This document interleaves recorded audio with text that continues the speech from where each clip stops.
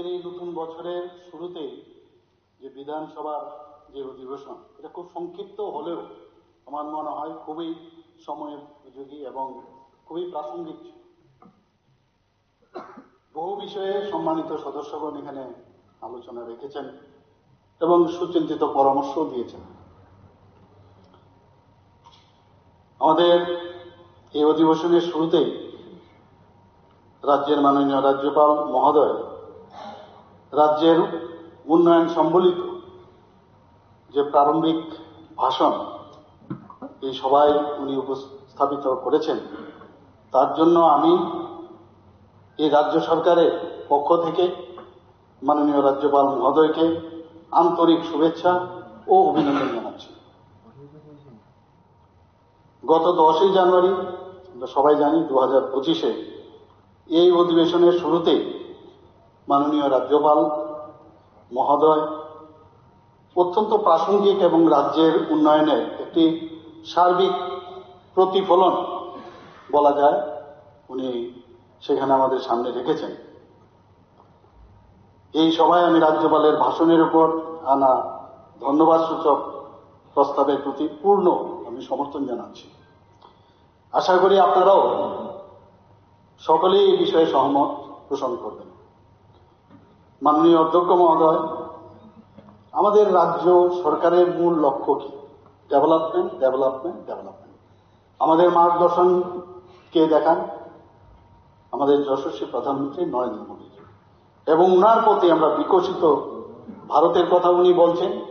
প্রতিটা রাজ্য যদি বিকশিত না হয় কোনোদিন ভারত বিকশিত হবে না। তো আমরা বলছি আমাদের মূল লক্ষ্য বিকশিত ত্রিপুরা গড়ে তোলা এবং মানুষের সার্বিক কল্যাণ, সেটাই হচ্ছে আমাদের মূল লক্ষ্য। আমরা প্রায়ই দেখি যখনই আমাদের ডাবল ইঞ্জিনের সরকার অনেকে কটূক্তি করে ঠিকই, কিন্তু আমরা সময়ে সময়ে যখনই মাননীয় প্রধানমন্ত্রী শ্রী নরেন্দ্র মোদীজির কাছে, আমাদের মাননীয় স্বরাষ্ট্রমন্ত্রী কাছে যখনই আমরা যেটা চাই, বা অন্যান্য যারা আমাদের কেন্দ্রীয় মন্ত্রীরা আছেন, যখনই ওনাদের যখন যে সমস্যায় পড়ি বা কোনো ডেভেলপমেন্টের বিষয়ে যায়, ওনারা কিন্তু সবসময় আমাদের সাহায্য করেন। এবং এর জন্য আমি কেন্দ্রীয় সরকারের সমস্ত মন্ত্রী এবং মাননীয় প্রধানমন্ত্রী এবং মাননীয় স্বরাষ্ট্রমন্ত্রীকে আমি ওনাদের যে উদার মানসিকতা এবং সহযোগিতার যে হাত ওনারা সবসময় বাড়িয়ে দেন, একটা কনফিডেন্স সবসময় থাকে যে না আমাদের গার্জিয়ান আছে। আমরা বাড়িতেও যখন আমরা থাকি যে আমরা কে একজন গার্জিয়ান আছে, ভাই যাই কোনো সমস্যা হয় উনি যখন আছেন, ওনারা যখন আছেন, তাহলে আমাদের কোনো চিন্তা নাই। কারণ এই পথ চলতে গিয়ে নানা রকম সমস্যা হবেই। সমস্যার সমাধানে অনেক সময় নিজেদের পক্ষে যখন সম্ভব না হয়, এই ধরনের গার্জিয়ানরা থাকাতে আমাদের পক্ষে অনেক সুবিধে, যে কারণে আমরা এই যে ত্রিপুরাকে সামনের দিকে এগিয়ে নিয়ে যাওয়ার কথা বলি, শুধু মুখে না কাজেও সেটা কিন্তু আমরা দেখতে পাচ্ছি। সেটার সবচেয়ে বড় উদাহরণ হলো এই 2024-এর আগস্ট মাসে ভয়াবহ বন্যা। এখানে আমার আগে যারা মাননীয় যারা মন্ত্রী বাহাদুররা আছেন, অন্যান্য বক্তারাও আমাদের ট্রেজারি বেঞ্চের অনেকেই বিষয়ে কথা বলেছেন, যে যেভাবে ওই সময় মাননীয় প্রধানমন্ত্রী এবং মাননীয় স্বরাষ্ট্রমন্ত্রী আমাদেরকে যেভাবে হেল্প করেছেন যে সমস্যার থেকে উত্তরণের জন্য, আমি আবার বলবো ত্রিপুরাবাসীর হয়ে উনাদেরকে আমি হার্দিক অভিনন্দন এবং ধন্যবাদ আমি দিতে চাই। মাননীয় রাজ্যপাল উনার প্রতিটি, আমি বেশ ভালো করে কয়েকবার আমি পড়েছি, ওনার প্রতিটি স্ট্রেঞ্জে আমি দেখেছি, এবং সেগুলোর মধ্যে কিন্তু ত্রিপুরা রাজ্যের যেসব উন্নয়নের যে রূপরেখা সেটা কিন্তু আমরা পরিলক্ষিত করতে পেরেছি। এবং প্রায় 85 অনুচ্ছেদ ওনার যে বইটা সেটা আমরা দেখলাম। এর মধ্যে মোটা মোটা কথাগুলো আমাদের সামনে উনি রেখেছেন, সব কথা উনি পড়তে পারেননি, কিন্তু তাছাড়াও আমাদের ত্রিপুরা সরকারের যে বিভিন্ন উন্নয়নমূলক যে বিষয় কিন্তু সবকটা উনি হেডলাইন্সগুলো আমি বলবো যে খালি বলে গেছে, হেডলাইন্সগুলো বলেছেন। তো যেগুলো আমরা দেখলাম যে 85টা অনুচ্ছেদের মধ্যে ওনার আমাদের যে উন্নয়নের যে তথ্য নির্ভর যে সুচিন্তিত কর্মসূচি এবং উদ্যোগ রূপায়ণ এবং সুফল এবং সর্বোপরি ভবিষ্যতের একটা মার্গদর্শন দিশা তিনি তুলে ধরেছেন ওনার বক্তব্যে। মাননীয় অধ্যক্ষ মহোদয়, এ কথা সবাই জানেন যে ডেভেলপমেন্ট অন্তহীন, স্কাই ইজ দ্য লিমিট, শেষ নেই। আজকে যেটা মনে হচ্ছে এখানেই up to this much we need, কালকে মনে হবে এটা কিছুই না, আরেকটু সামনের দিকে এগোতে হবে। রাজ্য সরকার এই যে উন্নয়নের যে অগ্রাধিকারের বিষয়গুলোর মধ্যে মাননীয় রাজ্যপাল যে বিষয়গুলো রেখেছেন, কৃষিক্ষেত্রে, শিক্ষাক্ষেত্রে, স্বনির্ভরতার ক্ষেত্রে, সেলফ রিলায়েন্স আমাদের হতে হবে। আমাদের হেলথ নিয়ে অনেকেই, আমাদের যারা এলপি সাহেব থেকে আরম্ভ করে অন্যান্য বিরোধী দলের যারা লিডাররা এখানে অনেকেই কথা বলেছেন, আমাদের স্বাস্থ্যের বিষয়ে কথা বলেছেন, জনজাতি কল্যাণের বিষয়ে কথা বলেছেন, মানব সম্পদের বিকাশ, হিউম্যান রিসোর্স ভেরি ইম্পর্টেন্ট, সেই কথা ওনার বক্তব্যে আমরা দেখতে পেয়েছি। শিল্প, পর্যটন, আমাদের মাননীয় পর্যটন মন্ত্রী বিশদভাবে এখানে আলোচনা করেছেন। অন্যান্য আমাদের যারা ডিপার্টমেন্টের মিনিস্টাররা আছেন ওনাদের সাবজেক্টের উপরে অনেক বিশদভাবে আলোচনা করেছে। আমি বিশেষ এগুলো বলবো না, তারই খানিকটা আমাদের রাজ্যপালের যে ভাষণ তার মধ্যে সেটা প্রতিফলিত হয়েছে। সর্বোপরি মহিলাদের যে সব সমাজে মহিলাতে শুরু করে মানে সবকা সাথ সবকা বিকাশের যে বিষয় সেগুলোও কিন্তু, এবং ওনাদের যে জীবনযাত্রার মান সেটাকে কিভাবে উন্নয়ন করা যায়, আমাদের সেই কথাটা ওনার যে ভাষণে আমরা দেখতে পেয়েছি। এবং আমরা এবারের যে বিভৎস, আমি বলবো বিভীষিকাময় যে ফ্লাড এবার হয়ে গেল, যেভাবে আমাদের কেন্দ্রীয় সরকার আমাদের হেল্প করেছে সেটা নিঃসন্দেহে আমরা কোনোদিন আমি জানি না আগে এরকম হয়েছে কিনা, কিন্তু আমরা একটা আস্থা ছিল। এবং আমি মাননীয় প্রধানমন্ত্রীজিকে সেদিনও বারবার সেই কথাটা আমি এই বিধানসভাতে বলেছি, বাইরেও আমি বলেছি যে মাননীয় প্রধানমন্ত্রীজি আমাদের সাথে সাথে বলেছেন আমরা হেল্প করব, সাহায্য করব। এবং স্বরাষ্ট্রমন্ত্রীজিও আমাদের আশ্বাস দিয়েছেন, সেভাবে হেলিকপ্টার থেকে শুরু করে সমস্ত সব দিক দিয়ে আমাদের সাহায্য করেছেন। এনডিআরএফ, এসডিআরএফ সব দিয়ে সাহায্য আমরা পেয়েছি। এখানে আমি ত্রিপুরাবাসীর প্রতি আমার ত্রিপুরা সরকারের তরফ থেকে সবাইকে আমি ধন্যবাদ দেব যে সমস্ত স্তরের কর্মচারীরা যেভাবে স্বেচ্ছাসেবী সংগঠন থেকে বেসরকারি প্রতিষ্ঠান, সংগঠন, রাজনৈতিক দল এবং দলমত নির্বিশেষে সাধারণ নাগরিক যেভাবে এই যে একটা সমস্যা আমাদের হয়েছিল সেটাকে কিভাবে আমরা এর থেকে বেরিয়ে আসি, সবাই আমাদের কিন্তু সাহায্য করেছে। এর জন্য আমি ত্রিপুরা সরকারের পক্ষ থেকে সবাইকে আন্তরিক ধন্যবাদ জানাতে চাই। আরেকটা বিষয় আমরা দেখুন, আমাদের ত্রিপুরার যে আমাদের মানুষের, আমি দেখে এক সময়, আমি জানি না অন্য রাজ্যে এরকম আছে কিনা, অনেকে বলছে যে এত যখনই আমি বসি কাজও করছি পাশাপাশি বলছে কেউ ডোনেট করবে, ডোনেশনের সেই চেক নিয়ে আসে। একটা বাচ্চা ছেলে, একটা মেয়ে, তাদের যে যে পিগি ব্যাংক সেটা নিয়ে চেক চলে আসে। আমি বললাম আমি তো ক্যাশ টাকা রাখবো না।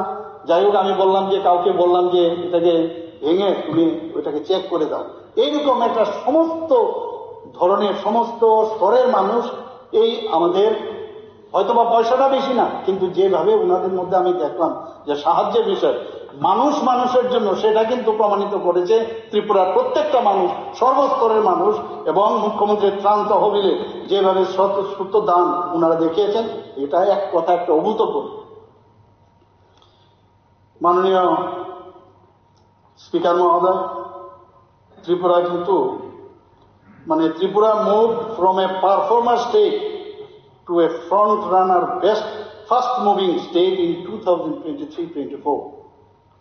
এবারও অনেকে প্রশ্ন করেছেন যে কি কথাবার্তা হয়েছে এবার আমাদের 72nd যে প্লেনারি সেশন গেল, সেখানে কিন্তু গর্বের সাথে আমি কথাটা বলতে পেরেছি সেখানে। কারণ যে সাস্টেনেবল ডেভেলপমেন্ট গোল এসডিজি যেটাকে বলে, সেই হিসাবে ত্রিপুরা 71 পয়েন্ট লাভ করেছে এবং ত্রিপুরা সবচেয়ে বেশি পয়েন্ট অর্জন করেছে দারিদ্র মুক্তির ক্ষেত্রে। পরিশ্রুত পানীয় জল ও স্যানিটেশনে 6 পয়েন্ট পেয়েছে, অ্যাফোর্ডেবল অ্যান্ড ক্লিন এনার্জিতে 7 পয়েন্ট, সাস্টেনেবল সিটিজ অ্যান্ড কমিউনিটিজের ক্ষেত্রে 11 পয়েন্ট, রেসপন্সিবল কনজামশন অ্যান্ড প্রোডাকশনে 12 পয়েন্ট পেয়েছে। এবং যেই কারণে আজকে ত্রিপুরাতে যেটা আমি বললাম যে move from performer state, moved already to performer state. তো এইভাবে ত্রিপুরা এগিয়ে যাচ্ছে। আমাদের মাননীয় রতনলাল নাথ মহোদয় অলরেডি ওনার বক্তব্যে বলেছেন যে ত্রিপুরার জিএসডিপি এখন নর্থ ইস্টার্ন রিজিয়নে সেকেন্ড হাইস্ট এখানে ত্রিপুরাতে। মাননীয় রাজ্যপাল মহোদয়ের প্রদত্ত ভাষণে বিভিন্ন যে বিষয় সমূহ অন্তর্ভুক্ত করার জন্য আমাদের মাননীয় বিরোধী দলের 12 জন সম্মানিত সদস্য, মোস্ট প্রবাবলি আরো বেশি হয়তোবা, সবাই এখানে যে সংশোধনী এনেছেন সেই আমার মনে হয় তার অন্তর্ভুক্তের কোনো অন্তর্ভুক্ত করার কোনো প্রশ্নই ওঠে না। কেননা এই বিষয়ের অধিকাংশ ইস্যুগুলোই রাজ্য সরকারের পক্ষ থেকে আমরা ইতিমধ্যেই আমরা কার্যকরী করছি, বিভিন্ন উদ্যোগও নেওয়া হয়েছে। এবং এছাড়াও মাননীয় বিরোধী সদস্যদের উত্থাপিত বিষয়গুলো রাজ্যপালের ভাষণের মধ্যে যথারীতি অলরেডি সুস্পষ্টভাবে সেগুলো উল্লেখ করা আছে। এখানে উল্লেখ করা প্রয়োজন রাজ্য সরকারের যে বহুমুখী কর্মধারা, একটি সার্বিক চিত্র আমি একটু আগেও বললাম, সেটা রাজ্যপালের ভাষণে কিন্তু আমরা সেটা দেখতে পেয়েছি। এবং এখানে সরকারি উদ্যোগ, নীতি, পরিকল্পনা সমূহ এই ভাষণে প্রতিফলিত হয়েছে। এবং রাজ্য সরকারের যে কর্মসূচি, আগামী দিনের কর্মসূচি, উদ্যোগ, কর্ম পরিকল্পনা, ভবিষ্যৎ রূপরেখা, সেটাও ওনার যে বক্তব্যের মধ্যে আমরা সেটা দেখতে পেয়েছি। মাননীয় অধ্যক্ষ মহোদয়, মাননীয় রাজ্যপালের ভাষণ শুধু রাজ্য সরকারের সাফল্যের একটি সারমর্ম, যেটা আমি একটু আগে বললাম, হেডলাইন্সে আমি বলবো আবার, কিন্তু বাকি আমি যদি কথা বলি আরো অনেক অনেক, আমি কয়েকটা বিষয় আমি আপনার এই হাউসের সামনে আমি রাখতে চাই। মাননীয় রাজ্যপালের ভাষণের পারা 3 এবং 4 যে সামাজিক অর্থনৈতিক বিকাশের যে ইনক্লুসিভ অ্যাপ্রোচ সেটা উনি উল্লেখ করেছেন, সেটাকে সামনে রেখে আমি কয়েকটা যে আমাদের প্রধান সরকারের প্রধান নীতি ও উদ্যোগ সেইগুলো বিষয়ে আপনাদের সামনে আমি রাখতে চাই, এই হাউসে আমি রাখতে চাই। The Tripura industrial investment policy 2024। আমি বেশি বলবো না, কারণ আমার লাস্ট আমি বক্তা, এর আগে অনেকে বলে ফেলেছেন। খালি আমি বলবো যে আমরা কি কি উদ্যোগ আমরা নিয়েছি। এই নীতি উৎপাদন ও পরিষেবা খাতের উন্নয়নে মনোযোগী হবে, সুস্থিতিশীল উন্নয়নের গুরুত্ব আরোপ করে। Transforming Tripura, the skill and entrepreneurship policy 2024। আমরা পলিসি যেমন করি, পলিসিগুলোর ইমপ্লিমেন্টেশন হচ্ছে। আমি ডাটা এখানে দিতে চাই না, কারণ এর আগে আমাদের রতন বাবু অলরেডি বলে দিয়েছেন এখানে, তবু আমি খালি হেডলাইনসগুলো আমি বলবো এখানে। এই নীতি মেক ইন ইন্ডিয়া এবং আত্মনির্ভর ভারতের সাথে সামঞ্জস্য করে এটাকে অন্তর্ভুক্তি করা হয়েছে, এবং তাতে করে আমাদের অর্থনৈতিক প্রবৃদ্ধি ও দক্ষতার অভাব পূরণের উপর গুরুত্ব দেবে। Tripura start up policy 2024। এটি একটি উদ্যোক্তা সংস্কৃতি এবং স্টার্ট আপ পরিবেশ তৈরিতে মনোনিবেশ করবে। উত্তর পূর্ব ট্রান্সফরমেটিভ ইন্ডাস্ট্রিয়ালাইজেশন স্কিম, যেটাকে উন্নতি বলা হয়, এটি ত্রিপুরাকে অর্থনৈতিক উন্নয়নে একটি কেন্দ্র হিসাবে স্থাপন করতে সহায়তা করবে, বিশেষ করে নর্থ ইস্টার্ন রিজিয়নের মধ্যে। Tripura industrial investment incentive scheme, যাকে টিপিস বলা হয়, সেখানে মেগা প্রকল্প জন্য এটা প্রযোজ্য। এই স্কিমটা, সেখানে ন্যূনতম স্থির মূলধন বিনিয়োগে 100 কোটি টাকা লাগবে, এবং সেখানে 100 জনের বেশি কর্মসংস্থানের ব্যবস্থা রয়েছে। তাহলে না হলে কিন্তু হবে না। এবং সেভাবে আমাদের এখানে লোক আসছে, এবং ইনভেস্টর আসছে এখানে।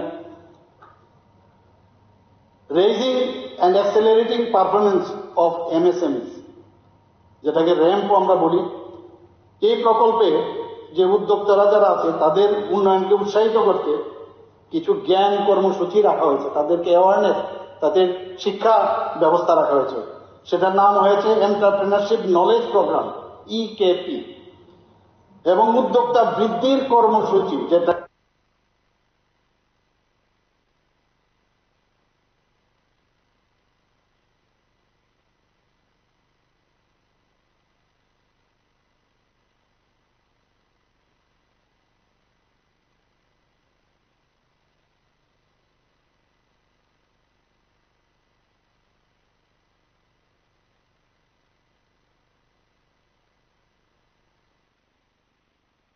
ধাপে 1500 কোটি টাকা প্রদান করার প্রতিশ্রুতি দেওয়া হয়েছে। The Tripura land pooling and plot reconstitution policy 2025 উন্নয়ন প্রকল্প স্বেচ্ছামূলক ভূমি সংস্কৃতির মাধ্যমে পরিকল্পিত নগর উন্নয়নকে এটাকে উৎসাহিত করার লক্ষ্য নিয়ে Tripura urban planning and development authority TUDA দ্বারা পরিচালিত এই নীতি যেটা আছে সেটাকে একীভূত টাউনশিপ ভূমির মালিকদের জন্য ন্যায়সঙ্গত সুবিধা ও সুস্থিতিশীল উন্নয়নের উপর জোর দেওয়া। অ্যাফোর্ডেবল হাউজিং পলিসি 2025 ত্রিপুরা, এই নীতির লক্ষ্য হল সাশ্রয়ী আবাসন উদ্যোগ এবং সরকারি বেসরকারি অংশীদারিত্বের পিপিপি মডেলের মাধ্যমে অর্থনৈতিকভাবে যারা ইডাব্লিউএস দুর্বল শ্রেণী এবং যারা নিম্ন আয়ের গ্রুপের লো ইনকাম গ্রুপ তাদের আবাসনের ব্যয় যাতে হ্রাস করা যায় এবং আবাসনের ঘাটতি যাতে পূরণ করা যায়, এই কারণে এই অ্যাফোর্ডেবল হাউজিং পলিসি 2025 আমাদের সরকার সেটা আমরা নিয়েছি। ত্রিপুরা ইন্ডাস্ট্রিয়াল ফেসিলিটেশন অ্যাক্ট, সৌভাগ্য পোর্টাল আপনারা জানেন, সিঙ্গেল উইন্ডো, অনেকে আছে যে অনেক ডিপার্টমেন্টে গিয়ে এনওসি নিতে হয়। এখানে 30 দিনের মধ্যে যখনই কেউ অ্যাপ্লাই করবে এবং সেটা যদি অ্যাকসেপ্ট হয় 30 দিনের মধ্যে এনওসি পেয়ে যায়।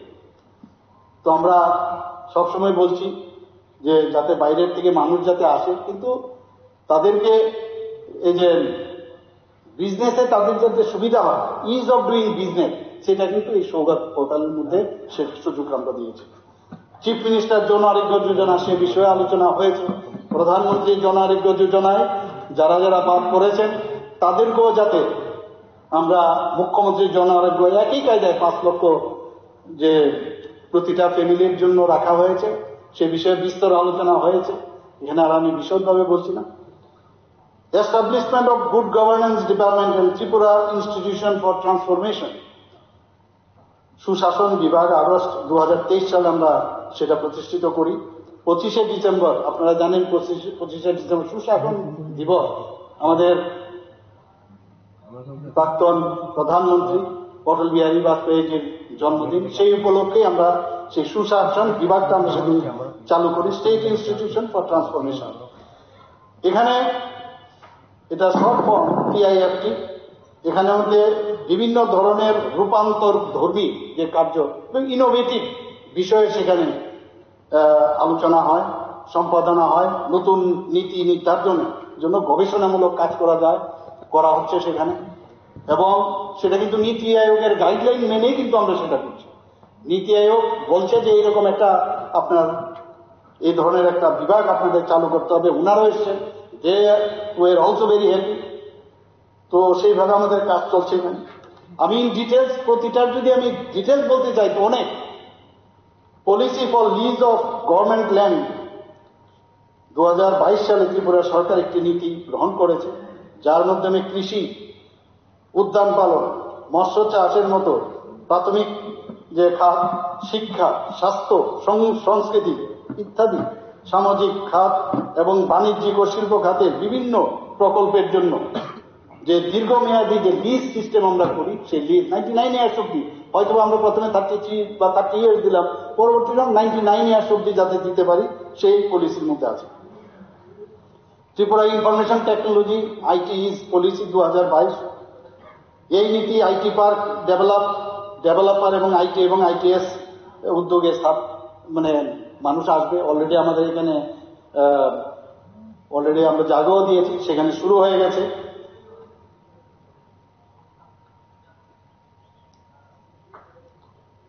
Tripura state policy for empowerment of women 2022, আমরা সবসময় বলি, মাননীয় প্রধানমন্ত্রীজিও বলেন যে আমাদের মহিলারা যদি শক্তিশালী হয় তাহলে এই সমাজেরও উন্নয়ন হবে।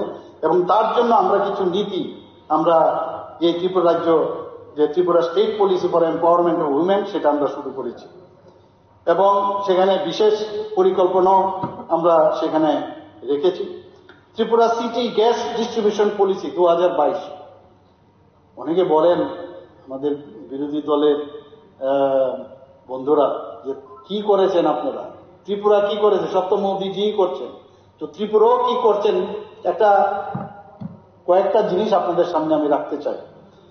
Tripura city gas distribution policy 2022, তাতে সিএনজি পিএনজির ব্যবহার যাতে পরিষ্কার এবং পরিবেশ বান্ধব জ্বালানি হিসাবে যাতে সেটা ইউজ হয় সেই বিষয়ে তার জন্য আমরা তার একটা নীতি আমরা বানিয়েছি। এবং শুধু তাই নয়, ডিস্ট্রিবিউশনের ক্ষেত্রেও সেটা দেখা হবে প্রপারলি ডিস্ট্রিবিউশন হচ্ছে কিনা। ত্রিপুরা আগর পলিসি 2021, আমাদের যে আগরুট সম্পর্কিত শিল্পগুলি যেমন ধূপ, পারফিউম এবং এই শিল্পের বিকাশের ক্ষেত্র এবং সাথে সাথে কর্মসংস্থানের যে সুযোগ সৃষ্টি তার জন্য এই পলিসি আমরা শুরু করেছি। এবং আন্তর্জাতিক বাজার এবং মধ্যপ্রাচ্যের মতো জায়গার মধ্যেও আমাদের এই পলিসির কারণে ওনারাও আসছেন এবং আমাদের আগরুটও যাচ্ছে এবং আগরও নিয়ে যাচ্ছে সেখান থেকে। তো এটা বিরাট একটা আগামী দিনে আমরা আগামী 10 বছরের একটা প্রকল্প আমরা নিয়েছি। সেখানে 10,000 কোটি টাকার মতো আমরা চিন্তা ভাবনা করেছি যে, তো আশা করি এই ত্রিপুরা আগর নীতি নিয়ে এই আগরকে সামনে রেখে আমাদের জিএসডিপি অনেক বেশি বাড়বে আমি নিশ্চিত। ত্রিপুরা লজিস্টিক পলিসি 2021, এখানে আমরা জানি যে ইনফ্রাস্ট্রাকচার যদি ডেভেলপ না হয় অনেকে আসবে না। তো সেই নর্থ ইস্টার্ন জোনে আমরা লজিস্টিক হাব হিসাবে আমরা প্রতিষ্ঠিত করার চেষ্টা করছি, যাতে নর্থ ইস্টের মধ্যে আমাদের এই যে পলিসির কারণে মানুষ এখানে আসে এবং একটা লজিস্টিক চেইন তৈরি হয়। সেই কারণেই এই ত্রিপুরা লজিস্টিক পলিসি আমরা দিচ্ছি। Data centre policy 2021, very important. এটা আপনারা জানেন নর্থ ইস্টের মধ্যে ডাটা সেন্টার আমরা যাতে হয় তার জন্য আমরা উৎসাহিত করছি। অলরেডি একটা কোম্পানি এখানে এসছে, তারাও এখানে অলরেডি স্টাফকে জমিয়েও দেওয়া হয়েছে। এবং আপনাদের অবগতির জন্য আমি জানাচ্ছি, হাউসকে জানাতে চাই যে নর্থ ইস্টের মধ্যে এই যে এটা প্রতিষ্ঠিত হয়েছে, এটা নর্থ ইস্টের মধ্যে একটা ডাটা হাব হবে আমি আশা করি। স্বাবলম্বন যোজনা, সেলফ এমপ্লয়মেন্ট স্কিম, উদ্দেশ্য হলো যারা ছোট ব্যবসা করে এবং বা করতে চায় তাদেরকে আর্থিকভাবে সাহায্য করা। আমরা সেটা অনেকদিন ধরে এটা করছি। আমরা ত্রিপুরা ট্যুরিজম পলিসি, আমাদের মাননীয় মন্ত্রী বাহাদুর ট্যুরিজমের সুশান্ত বাবু অলরেডি অনেক কিছু বলেছেন। পর্যটন আগে কি ছিল এখন কি, শুধু ভারতবর্ষের যারা পর্যটক তারাই আসছেন না, বিদেশ থেকেও পর্যটকরা এখানে আসছেন। আমি মাননীয় মন্ত্রী বাহাদুরকে আমি ধন্যবাদ দেব এবং উনি যেভাবে চেষ্টা চালাচ্ছেন, আমি ওনাকে প্রায়শই ওনার সাথে আমি কথা বলছি। এবং পর্যটনের কারণে আমাদের যে অর্থনৈতিক উন্নয়ন সেটা কিন্তু খালি চোখে দেখা যায় না, এটা কিন্তু একটা চেইন। বাইরে থেকে যখন পর্যটক আছে প্রথমে গাড়িতে উঠবে, গাড়ির ভাড়া, এখানে ড্রাইভারের তার মানে কর্মসংস্থানের সুযোগ হলো, হোটেলে যাবে, হোটেলে থাকার যে পয়সা সেটা যাবে, বিভিন্ন জায়গায় যখন ঘুরতে যাবে পর্যটনের যে জায়গাগুলো, তো এইভাবে একটা চেইন। এবং আমি ওনার সাথে প্রায়শই বলি, আমি বললাম এক পর্যটন দিয়ে ত্রিপুরার চেহারা আমরা পাল্টিয়ে দিতে পারি। এবং প্রায়শই উনি আমার সাথে একমত। আমাকে উনি বলছেন আপনার 2 ইয়ার্স আমাকে দিন, আমি দেখিয়ে দেবো ত্রিপুরাতে যে পর্যটন কোন জায়গায় আমাদের যেতে পারে। আমি ওনাকে সবসময় সাহায্য করছি এই বিষয়ে। Tripura satellite township development scheme, আমাদের এখানে ত্রিপুরাতে শহর আপনার আগরতলা বলুন, ধর্মনগর বলুন, উদয়পুর বলুন, আমরা চাইছি যে মেইন যে শহরগুলো আছে এগুলো অলরেডি অনেক মানে কনজেস্টেড হয়ে যাচ্ছে। তো সেই কারণে আমরা এই স্কিমের মাধ্যমে আস্তে আস্তে করে একটু শহর থেকে একটু দূরে, আপনারা দেখেছেন কলকাতার মধ্যে সল্ট লেক টাউন, নতুন এখন নিউ টাউন এসব হচ্ছে। তো আমরাও এইভাবে এখন আগামী প্রজন্মের জন্য যদি ওইভাবে না করি, আজকাল প্রায়শ কথা হয় যানজট এবং বিভিন্ন এই কারণে আমরা ত্রিপুরা স্যাটেলাইট টাউনশিপ উন্নয়ন প্রকল্প, that is Tripura satellite township development scheme আমরা এনেছি। এর মধ্যে প্রথমে আগরতলা, উদয়পুর এবং ধর্মনগর 3টা জায়গায় আমরা মাননীয় স্পিকার মহোদয় খুব খুশি হবেন শুনে, উনি জানেনও, তো আমাকে অনেকবার ধন্যবাদও দিলেন যে ওনার জায়গার মধ্যে সেটা আমরা শুরু করছি। ত্রিপুরার রাবার কনক্লেভ 2024-এ আমরা করেছি, 23শে সেপ্টেম্বর 2024-এ। সেখানে আগরতলা ইন্ডাস্ট্রি ডিপার্টমেন্ট, এখানে ইন্ডাস্ট্রি মিনিস্টার মহোদয় এখানে আছেন, উনিও খুব অ্যাক্টিভ এ বিষয়, এবং উনার ডিপার্টমেন্ট এবং কনফেডারেশন অফ ইন্ডিয়ান ইন্ডাস্ট্রিজের সহযোগিতায় সেটা হয়েছিল এবং অত্যন্ত সাফল্যমণ্ডিত আমি বলবো। আমি নিজেও সেখানে উপস্থিত ছিলাম। আমার কাছে চা বিষয়ে অনেকে আসতো, আমার কাছে যারা চেয়ারম্যানরা অনেকেই কথা বলতো যে আমাদের এখানে অকশনের সেন্টার নেই, অকশনের সেন্টার নেই। আমরা কিন্তু এবার টি অকশন সেন্টার আমরা শুরু করেছি, এবং আমার কাছে যা খবর হয়েছে ত্রিপুরাতে প্রথম এই টি অকশন সেন্টার খোলাতে আমরা কিন্তু, যেটা আগে গুয়াহাটি গিয়ে আমাদের ব্যস্ত হতো অকশনে যেত বা কলকাতায়, এবার এখানে ভালো আমরা পয়সা এখানে পেয়েছি। আপনারা, আমি এখানে উপস্থিত মাননীয় সদস্যবৃন্দের জ্ঞাতার্থে আমি জানাচ্ছি, অলরেডি অনেকে জানেন যে upgradation of 19 industrial training institute with tata technologies আমরা অলরেডি মৌ করেছি। আমাদের যে 19 যে আইটিআই আছে সেগুলো কিন্তু বহু পুরনো ঢঙের, তাতে করে মানুষ পড়তেও যায় না আমাদের যারা যুব সম্প্রদায়ের যারা স্টুডেন্ট, কারণ এখান থেকে পাশ করার পরে সেই আগের দিনের যেসব পড়াশোনার যে মেশিনারি ওখানে আছে সেগুলোর থেকে পাশ করার পরে কিন্তু কোনো জায়গায় ঠিকভাবে তাদের অ্যাবজর্ব করা হতো না, জব ফেসিলিটিস নেই। কিন্তু টাটা গ্রুপের উন্নত মানের এবং সেখানে মানে কম্পিউটার বেস বিভিন্ন এখন যেসব ওনারা এখানে প্রায় 700 কোটি টাকার মতো এবং ত্রিপুরা সরকারের সাথে যুক্ত হয়ে আমরা সেই ওনাদের সাথে আমরা মৌ করেছি, এবং ওনারা বলেছেন প্রতি বছর 5,000 করে ওখান থেকে এই 19টা যে আমাদের আইটিআই আছে সেখান থেকে বেরিয়ে তাদের 100% ওনাদের অ্যাবজর্পশন করবেন, সেটা ওনারা বলেছেন আমাদের কাছে। Development of infrastructure industrial states, আপনারা সবাই জানেন যে 9টি শিল্প এলাকায় পরিকাঠামো উন্নয়নের জন্য আমরা এডিবি ফান্ড থেকে আমরা অলরেডি 720 কোটি টাকার আর্থিক অনুমোদন আমরা পেয়েছি। কারণ শিল্প এলাকা আমরা চাইছি যে এমএসএমই সেক্টরগুলো সেখানে বাড়ুক। আমরা জানি যে স্মল যে এমএসএমইর মধ্যে আমাদের যে স্মল সেক্টরগুলোর মধ্যে প্রচুর আমাদের এন্টারপ্রেনাররা আছে, কিন্তু আরো যাতে অন্যগুলোর মধ্যেও যাতে আসে সেই ব্যবস্থা আমরা চিন্তা ভাবনা আমরা করছি। তার জন্য ইনফ্রাস্ট্রাকচার আমরা ডেভেলপ করতে চাই। মাননীয় বিরোধী দল নেতার গত দিনের উই ডিউ রেসপেক্ট আমি বলতে চাই যে উনি বলেছিলেন আমাদের রাজ্যে শুধু কেন্দ্রীয় সরকারের প্রকল্পই কার্যকর করা হচ্ছে, কিন্তু আমি এই সভায় বলতে চাই মাননীয় রাজ্যপাল তার ভাষণে প্যারা 21, 45, 34, 35 নম্বর ছাড়াও আরো অনেক জায়গায় কেন্দ্রীয় সরকারের সাথে সাথে রাজ্য সরকারও বিভিন্ন জনমুখী প্রকল্পর ব্যবস্থা করেছে, যা এখানে আর বলার অপেক্ষা রাখে না। তারপরও আমি আমাদের রাজ্য সরকারের বিভিন্ন প্রকল্প সম্পর্কে আমি কয়েকটা উল্লেখ করতে চাই। মুখ্যমন্ত্রী বিএড অনুপ্রেরণা যোজনা, এই যোজনাটি 2018-19 সালে 5 বছরের জন্য চালু হয়েছে।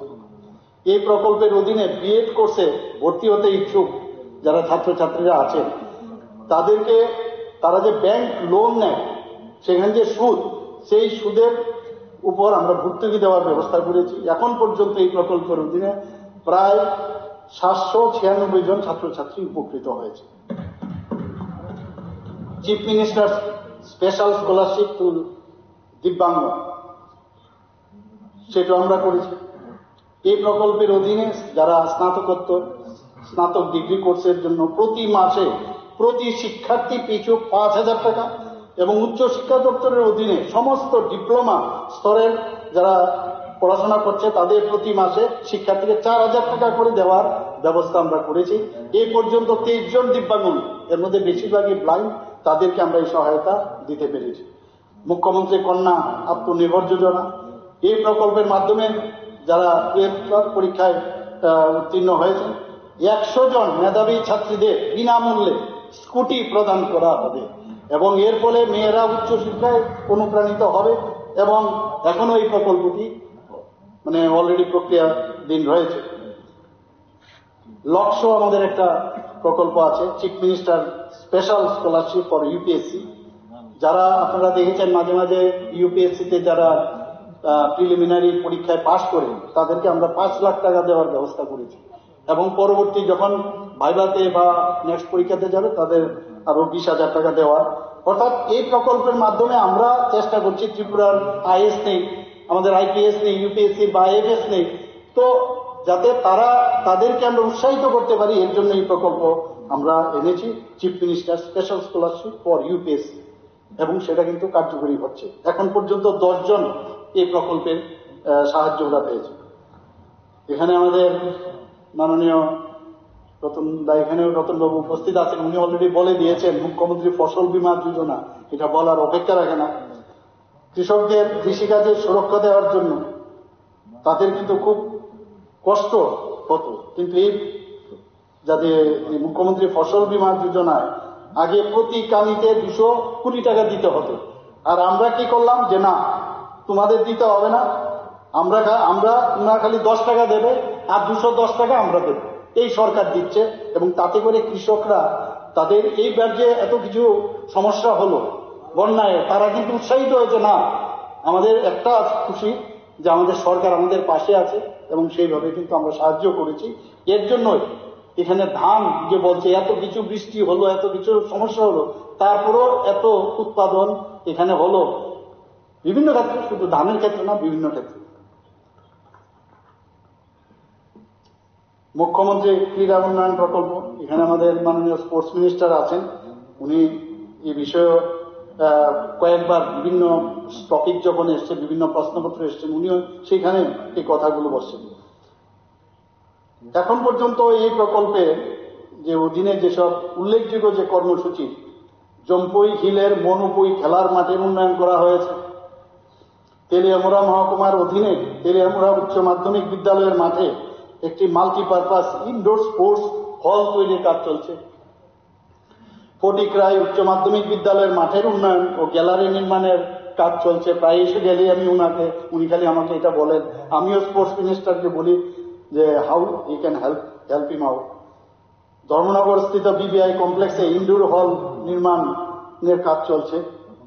কৈলাসহর মহকুমায় দলুগাঁও মাঠে গ্যালারি নির্মাণের কাজ চলছে। বাদারঘাটে স্থিত দশরথ দেব স্পোর্টস কমপ্লেক্সে মিনি ইনডোর হলের ফ্লোর ও গ্র্যান্ড স্ট্যান্ডের মেরামতের কাজ চলছে। মেলাঘরস্থিত মিউনিসিপাল কাউন্সিল অফিস কমপ্লেক্সে সুইমিং পুলের মেরামত ও সেটাকে মডার্নাইজ করার কাজ চলছে। বাদারঘাটে স্থিত দশরথ দেব স্পোর্টস কমপ্লেক্সে প্রাকৃতিক ঘাসের ফুটবল টার্ফ, যেটা সিনথেটিক টার্ফ ফুটবল ঘাস, সেটার কাজ চলছে। উমাকান্ত স্কুল মাঠে মেরামতের কাজ চলছে। ক্রীড়াবিদদের স্বাস্থ্য বীমা প্রদানের বিষয়টি রাজ্য সরকারের প্রক্রিয়াধীন। মুখ্যমন্ত্রী স্টেট ট্যালেন্ট সার্চ প্রোগ্রাম, আরেকটা প্রোগ্রাম আমরা নিয়েছি। এই স্কিমের অধীনে যারা মহিলা ক্রীড়াবিদদের আমরা অলরেডি গত যে বাজেট সেশনও সেটা আমাদের মাননীয় ফিনান্স মিনিস্টার অলরেডি বাজেটে রেখেছিলেন এবং সেখানে সেটা কিন্তু অলরেডি কাজ শুরু হয়ে গেছে। মহিলা ক্রীড়াবিদদের এককালীন সর্বোচ্চ 5 লক্ষ টাকা পর্যন্ত আর্থিক সাহায্য প্রদান করার ব্যবস্থা রয়েছে এই মুখ্যমন্ত্রী স্টেট ট্যালেন্ট সার্চ প্রোগ্রামে। মুখ্যমন্ত্রী প্রতিভাশালী পুরস্কার প্রকল্প, রাজ্যের প্রতিভাশালী ক্রীড়াবিদ যারা আছেন, যারা জাতীয় ও আন্তর্জাতিক ক্রীড়া প্রতিযোগিতায় অনেক সময় আসেন আমাদের কাছে, অনেকে ভালো রেজাল্ট করে আছেন, কিন্তু আমি দেখতাম তখন ওনাদেরকে কিভাবে হেল্প করবো, কোনো জায়গায় কোনো স্কিম নেই, কিছু করা যায় না। কোনো জায়গায় তো এরকম না যে আনটাইড মানি আছে দিয়ে দেবো। তো এর জন্য এই স্কিম আসাতে আমাদের পক্ষে খুব সুবিধা হয়েছে। তাদেরকে যারা ন্যাশনাল ইন্টারন্যাশনালি যারা স্পোর্টসম্যান, তারা যখন আসে আমাদের কাছে, তারা যাতে নেক্সট আরো ভালো কাজ করতে পারে, তাদেরকে সে আর্থিক পুরস্কার দেওয়ার ব্যবস্থা আমরা করেছি। মুখ্যমন্ত্রী প্রাণী সম্পদ বিকাশ যোজনা, আমার মনে হয় আমাদের মাননীয় মন্ত্রী বাহাদুর এ বিষয়ে আলোচনা করেছে। 2023-24 অর্থ বছরে এই প্রকল্পটি আমরা চালু করেছি। এই প্রকল্পের আওতায় রাজ্যের প্রাণী পালকদের, আমি যখন ক্যাবিনেটে উনি নিয়ে আসেন, আমি বললাম এতগুলো টাকা দেবো কোথার থেকে, কিন্তু একদম উনি বললেন না, করতেই হবে। যদি মানুষের থাকে তাহলে যারা মানে প্রাণী পালক, তাদের প্রাণীকে বাঁচানোর জন্য পালকদেরও দরকার। তো সেই কারণে আমরা এই প্রকল্পটা মুখ্যমন্ত্রী প্রাণী সম্পদ বিকাশ যোজনা সেটা শুরু করি। এখন পর্যন্ত প্রায় 5,533 জন প্রাণী পালক 6,000 টাকা করে সাম্মানিক দেওয়া হয়েছে। এর ফলে 331,98,00,000 টাকা ব্যয় হয়েছে। মুখ্যমন্ত্রী উন্নত গোধন প্রকল্প আপনারা সবাই জানেন, 2021-22 সেটা শুরু হয়েছে। সেখানে কৃত্রিম উপায়ে সেক্স সর্টেড সিমেন্ট ব্যবহার করে যারা স্ত্রী বাছুর, সেটাকে যাতে আরো বেশি করে করানো যায়, তাতে করে দুধ প্রোডাকশন বেশি বাড়বে এবং যার মাধ্যমে গবাদি পশুপালকদের তাদেরও কিন্তু আয় বৃদ্ধি হবে। মুখ্যমন্ত্রী চা শ্রমিক কল্যাণ প্রকল্প, দীর্ঘদিন ধরে যারা বঞ্চিত চা শ্রমিকদের, তাদের স্থায়ীভাবে ভূমি বন্দোবস্ত ছিল না। 2018 সালে বিজেপি আইপিএফটি এবং বর্তমানে আমাদের মোথা একসাথে এই সরকার প্রতিষ্ঠিত হওয়ার পর মুখ্যমন্ত্রীর চা শ্রমিক কল্যাণ প্রকল্পটি আমরা চালু রয়েছে। এখন পর্যন্ত এই প্রকল্পে 3,133 জন চা শ্রমিককে 125.32 একর ভূমির স্থায়ী বন্দোবস্ত আমরা করেছি। মুখ্যমন্ত্রী নগর উন্নয়ন প্রকল্প 2023-24 সালে এই প্রকল্পটি ঘোষিত হয়, যা রাজ্যের নগর পরিকাঠামো উন্নয়ন 1,500 কোটি টাকা বিনিয়োগের প্রস্তাবিত হয়। আমি বেশি ডিটেলস আর এটা যাচ্ছি না, বিশদ আলোচনা আগেও হয়েছে। আমিও বলেছি যে আমি খালি মোটা কথাগুলো আমি বলবো। মুখ্যমন্ত্রী যুব যোগাযোগ যোজনা 2020 সালে সেটা শুরু হয়েছিল। 5,000 টাকা করে আমরা যারা ছাত্রছাত্রীরা আছেন তাদের এককালীন সহায়তা করি, যাতে করে তারা স্মার্টফোন কিনতে পারে।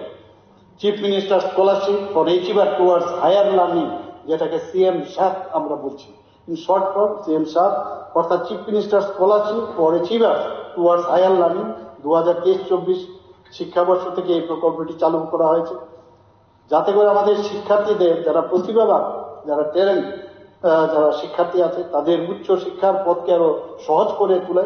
সেই ক্ষেত্রে এর জন্যই এই যে প্রকল্পটা আমরা শুরু করি।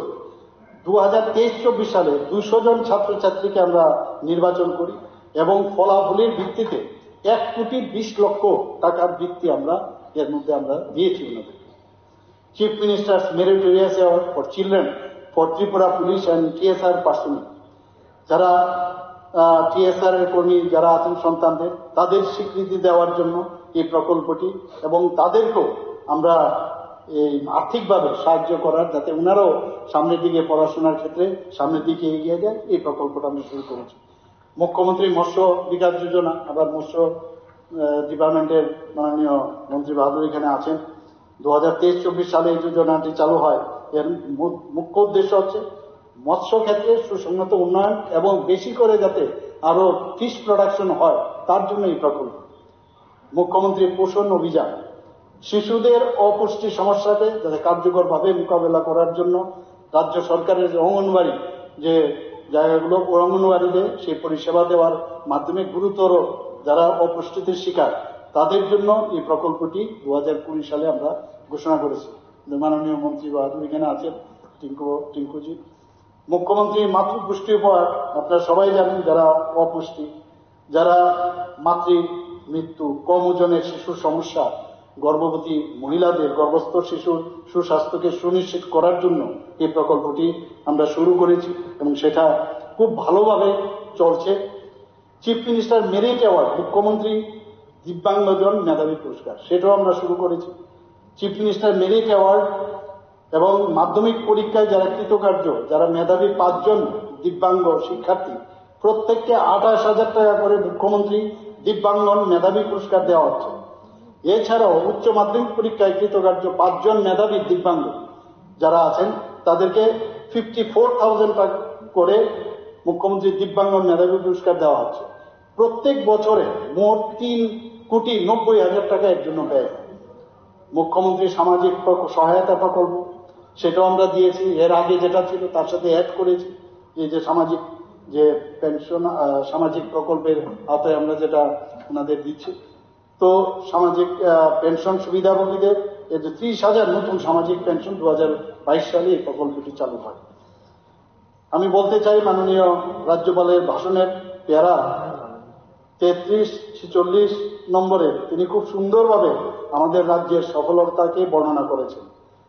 আমরা শুধু মুখে বলি না, কাজ করেও দেখায়। তাই মাননীয় রাজ্যপালের বিকাশমুখী বক্তব্যে এইসব বিষয়গুলো উঠে এসছে। তার সাথে আমি আরো কিছু সফলতাকে তুলে ধরতে চাই।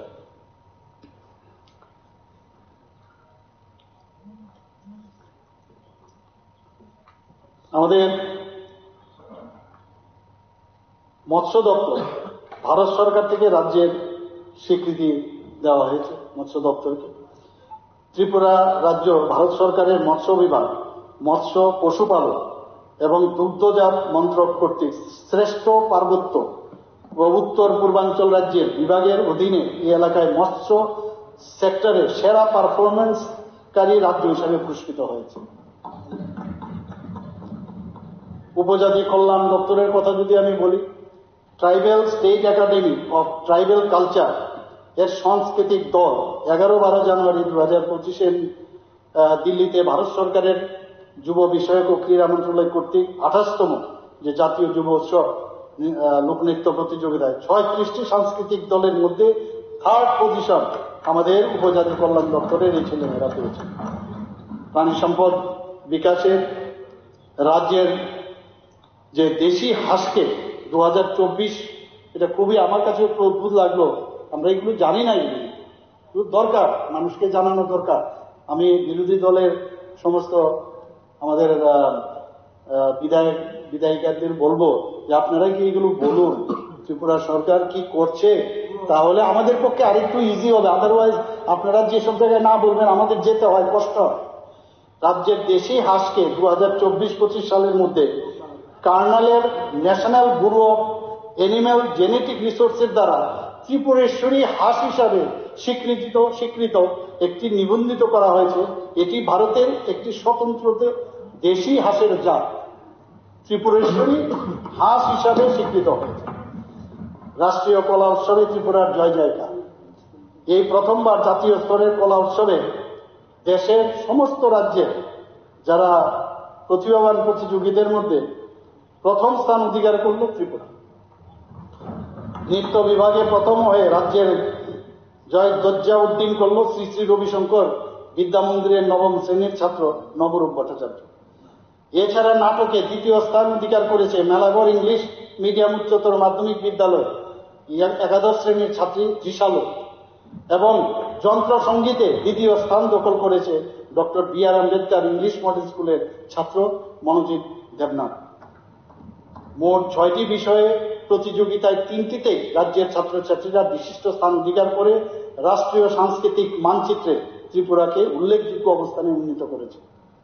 আইটি বিভাগের যদি কথা বলি, 15তম জাতীয় ডিজিটাল ট্রান্সফরমেশন পুরস্কার 2024-এর জন্য এশিয়ান ইনিশিয়েটিভ ইন আইটি বিভাগের অধীনে বেনিফিশিয়ারি ম্যানেজমেন্ট সিস্টেম বিএমএস রাজ্যের নিজস্ব ডিবিটি প্ল্যাটফর্ম এই 2024 সালের ডিসেম্বরে সেটা আমরা এটা কিন্তু একটা অন্য কোথাও নেই। এটা এইভাবে বিএমএস এর যে আমরা আইটি বিভাগ থেকে সেটা করেছি, এর জন্য এই পুরস্কার 15তম জাতীয় ডিজিটাল ট্রান্সফরমেশন পুরস্কার 2024 আমরা পেয়েছি। 2024 সালের ফেব্রুয়ারিতে রাজ্যগুলির স্টার্ট আপ র্যাঙ্কিং 2022 অনুযায়ী স্টার্ট আপ গুলোর জন্য একটি শক্তিশালী ইকোসিস্টেম প্রদানের ক্ষেত্রে লিডার হিসাবে স্বীকৃত পেয়েছে আমাদের এই ত্রিপুরা রাজ্য।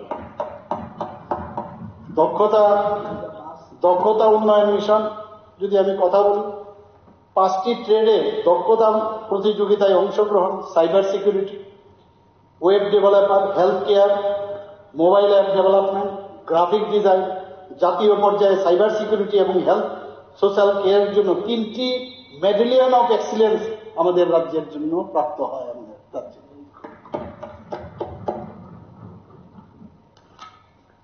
রাজ্যের আইন শৃঙ্খলা নিয়ে অনেক কথা হয়েছে।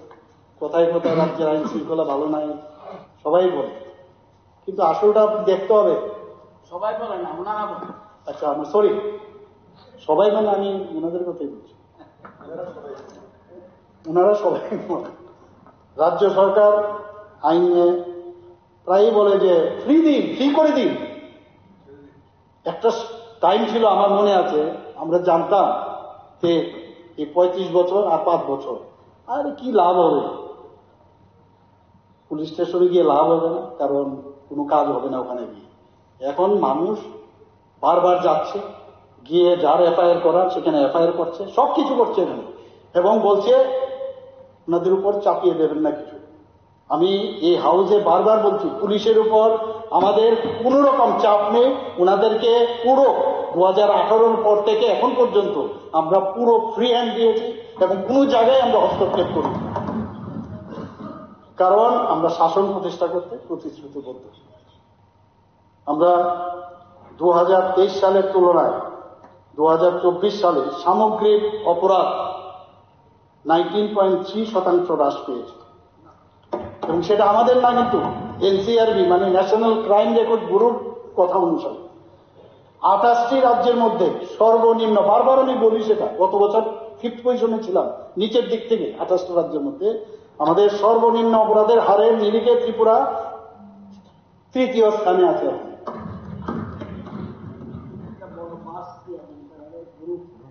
এনসিআরবির যে সর্বশেষ তথ্য, সেখানে শারীরিক আক্রমণের অনেকগুলো প্যারামিটার আছে, এবং নারী সংক্রান্ত অপরাধের ক্ষেত্রে 28টি রাজ্যের মধ্যে ত্রিপুরার স্থান হচ্ছে সর্বনিম্নের দিক থেকে 8ম।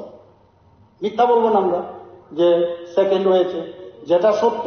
28টা রাজ্যের মধ্যে নিচের দিক থেকে আজকে আমরা এই শারীরিক আক্রমণ এবং নারী সংক্রান্ত যে অপরাধ, তার দিকে আমরা এখন সর্বনিম্ন 8ম স্থানে আছি। 2024 সালে ত্রিপুরায় গত 10 বছরের সবচেয়ে কম অপরাধের পরিসংখ্যান আমরা দেখতে পাচ্ছি। এখানে শান্তিপূর্ণ নির্বাচন, 2024 অনুষ্ঠিত লোকসভা এবং পঞ্চায়েত, আগে কি হতো, যেখানে ইলেকশন মানেই অগ্নিসংযোগ, খুন, ধর্ষণ, এটা তো একটা কালচার হয়ে গেছে। এখনো অনেকের মধ্যে এগুলোর একটা প্রবণতা থাকে, কিন্তু সাথে সাথে যখনই যে জায়গায় খবর আসে আমরা কিন্তু সেই জায়গার মধ্যে অ্যাড্রেস করি।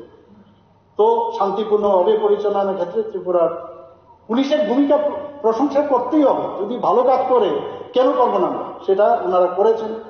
এবং আমরা আগে শুনতাম উৎসবের মেজাজে নাকি ইলেকশন, কিন্তু আমি কিন্তু কোনোদিন আমরা দেখিনি ইলেকশন। আমি তো শুনতাম কবে জানি সাইরেন বাজবে, আর সেই মানে এই সাইরেনের যে দমকল যাবে, এখন কিন্তু আমরা এগুলো শুনি না। মানে কি অবস্থা, কত লোক ত্রিপুরা ছেড়ে চলে গেছে কলকাতা, আর কলকাতার থেকে ছেড়ে তারা অন্য জায়গায় আবার চলে গেছে। এখনো সে একই অবস্থা, ম্যাগনিফাইড ওয়েতে এখানকার যে সরকার একই অবস্থা, উনাদের থেকেই শিখেছে। আমি আপনাদের অবগতির জন্য জানাচ্ছি, শান্তিপূর্ণ যে নির্বাচন পুলিশ করেছে, ত্রিপুরা পুলিশ, এর জন্য ত্রিপুরা পুলিশ নির্বাচন কমিশন যেটা, সেটা আমাদের দিল্লি থেকে কিন্তু তার প্রশংসা, কমিশন থেকে প্রশংসা করা হয়েছে। 10 বছরের উল্লেখযোগ্যভাবে যদি বিভিন্ন অপরাধের যে সংখ্যা, সেটা যদি আমরা দেখি, 2024 সালে সম্পত্তি সংক্রান্ত অপরাধ 45% হ্রাস পেয়েছে, শারীরিক অপরাধ 38% কম হয়েছে, 75% দাঙ্গা কম হয়েছে, আঘাত ও হামলা 37.2 সেটা কম হয়েছে, এবং মহিলাদের উপর অপরাধ 55% কম হয়েছে। কারণ আমরা জানি ত্রিপুরাতে, যদি শুধু ত্রিপুরাতে না, যে কোনো জায়গায় শান্তি সম্প্রীতি এবং ল অ্যান্ড অর্ডার যদি ঠিক না থাকে, কোনোদিন রাজ্য উন্নতি করতে পারবে না, দেশও উন্নতি করতে পারবে না। মাননীয় প্রধানমন্ত্রীজি, আমাদের মাননীয় স্বরাষ্ট্রমন্ত্রী জি যেভাবে এই দেশকে সুরক্ষিত রেখেছে, বাইরের দিক দিয়েও মানে আবার ভিতরের দিক দিয়েও, সব দিকে আমরাও সেই দিশায় ত্রিপুরাকে আমরা ল অ্যান্ড অর্ডারের দিক থেকে আমরা কোনো অবস্থায় কম্প্রোমাইজ করবো না, জিরো টলারেন্স নীতি আমরা গ্রহণ করেছি। গত 2024 সালের 24শে সেপ্টেম্বর জম্মু জেলার 7ম ব্যাটালিয়ন টিএসআর হেডকোয়ার্টারে এখানে বলা হয়েছে যে এনএলএফটি এটিটিএফ এর সদস্যরা সমর্পণ করেছে। মাঝে মাঝে কথার মধ্যে না আবার টুইস্ট থাকে, বুঝেও যায় না কাকে বলছে, কেন বলছে। এটার মধ্যে কিন্তু অদ্ভুত অদ্ভুত লাগে। আরে সোজা মানুষ, সোজা কথা বলবো, সেইভাবে বললে ভালো হয়, বোঝা যায় কি আসলে ভিতরে কি চলছে না চলছে। এতে করে এই হেডকোয়ার্টারে 1173 জন এনএলএফটি এবং এটিটিএফ সদস্যরা অস্ত্র সমর্পণের মাধ্যমে স্বাভাবিক জীবনে ফিরে এসছে। এতে বলা যায় যে ত্রিপুরা এখন সন্ত্রাসবাদ মুক্ত ত্রিপুরা, এটা বলতে পারবো। এনসিআরবির তথ্য অনুসারে প্রতি লক্ষ জনসংখ্যার নিরিখে, এখানে আমি দেখছিলাম যখন আমাদের মাননীয় ট্রান্সপোর্ট মিনিস্টার উনি যখন বলছিলেন যে আমাদের এখানে কথায় কথায় আমাদের মাননীয় বিধায়ক এখানে উত্থাপন করেছিলেন যে সারাক্ষণ দেখি খালি মানে এই যে রোড ট্রাফিক অ্যাক্সিডেন্ট। এখানে জনসংখ্যা প্রতি লক্ষ জনসংখ্যার নিরিখে সড়ক দুর্ঘটনায় মৃত্যু দেশের মধ্যে ত্রিপুরার স্থান হচ্ছে সর্বনিম্ন দিক থেকে ষষ্ঠ, 6th পজিশন। 2014 সালে 716 থেকে কমে 2024 সালে 578 দাঁড়িয়েছে। এই সময়ে 170% যানবাহন কিন্তু বৃদ্ধি পেয়েছে। এটা মনে রাখতে হবে, যানবাহন কত, 170 যানবাহন বেড়েছে। তার সত্ত্বেও আমাদের মানে নিচের দিক দিয়ে কিন্তু আরটিএ রোড ট্রাফিক অ্যাক্সিডেন্ট হচ্ছে। নেশামুক্ত ত্রিপুরা অভিযানের অঙ্গ হিসাবে বেআইনি গাঁজার বিরুদ্ধে মোকাবেলা করতে গিয়ে আমরা ত্রিপুরা পুলিশ বাহিনী এবং অন্যান্য যে এজেন্সিগুলো নিয়মিত বেআইনি গাঁজা ও চারা ধ্বংস করছে। গত 3 বছরে 1586 কোটি টাকা মূল্যে নেশা সামগ্রী বাজেয়াপ্ত করা হয়েছে। আমি একটা প্রশ্নের উত্তর আমি সেখানে অলরেডি আনসার দিয়েছি, উল্লেখ করেছি। মাদক সংক্রান্ত মামলাগুলোর তদন্তের জন্য ক্রাইম ব্রাঞ্চের অধীনে একটা এসটিআই আমরা গঠন করেছি। আরেকটা বিষয় যেটা অবৈধ অনুপ্রবেশকারী বিরুদ্ধে কঠোর ব্যবস্থা আমরা করেছি। বিভিন্ন বাধা থাকা সত্ত্বেও যারা বাংলাদেশি, রোহিঙ্গা শরণার্থী, অন্যান্য বিদেশি নাগরিক অনুপ্রবেশ করছে ত্রিপুরা পুলিশ তাদের বিরুদ্ধে কঠোর ব্যবস্থা নিচ্ছে। 2023-এর তুলনায় বাংলাদেশি অবৈধ যে অনুপ্রবেশকারী তাদের যে নথিভুক্ত যে মামলা 18% এবং গ্রেপ্তার 36.6% বৃদ্ধি পেয়েছে। পাশাপাশি সীমান্ত এলাকায় দালালদের একটা টাউট থাকে, অনেক টাউট, ওইদিকেও টাউট থাকে। বিএসএফ যখন চলে যায় তখন ওই মোবাইলের মাধ্যমে বলে যে এখন বিএসএফ চলে আয়, আর ওই দেখতে বলে তোরা চলে আয়, এইভাবে চলে। আমি নিজেও এটা প্রত্যক্ষ করেছি।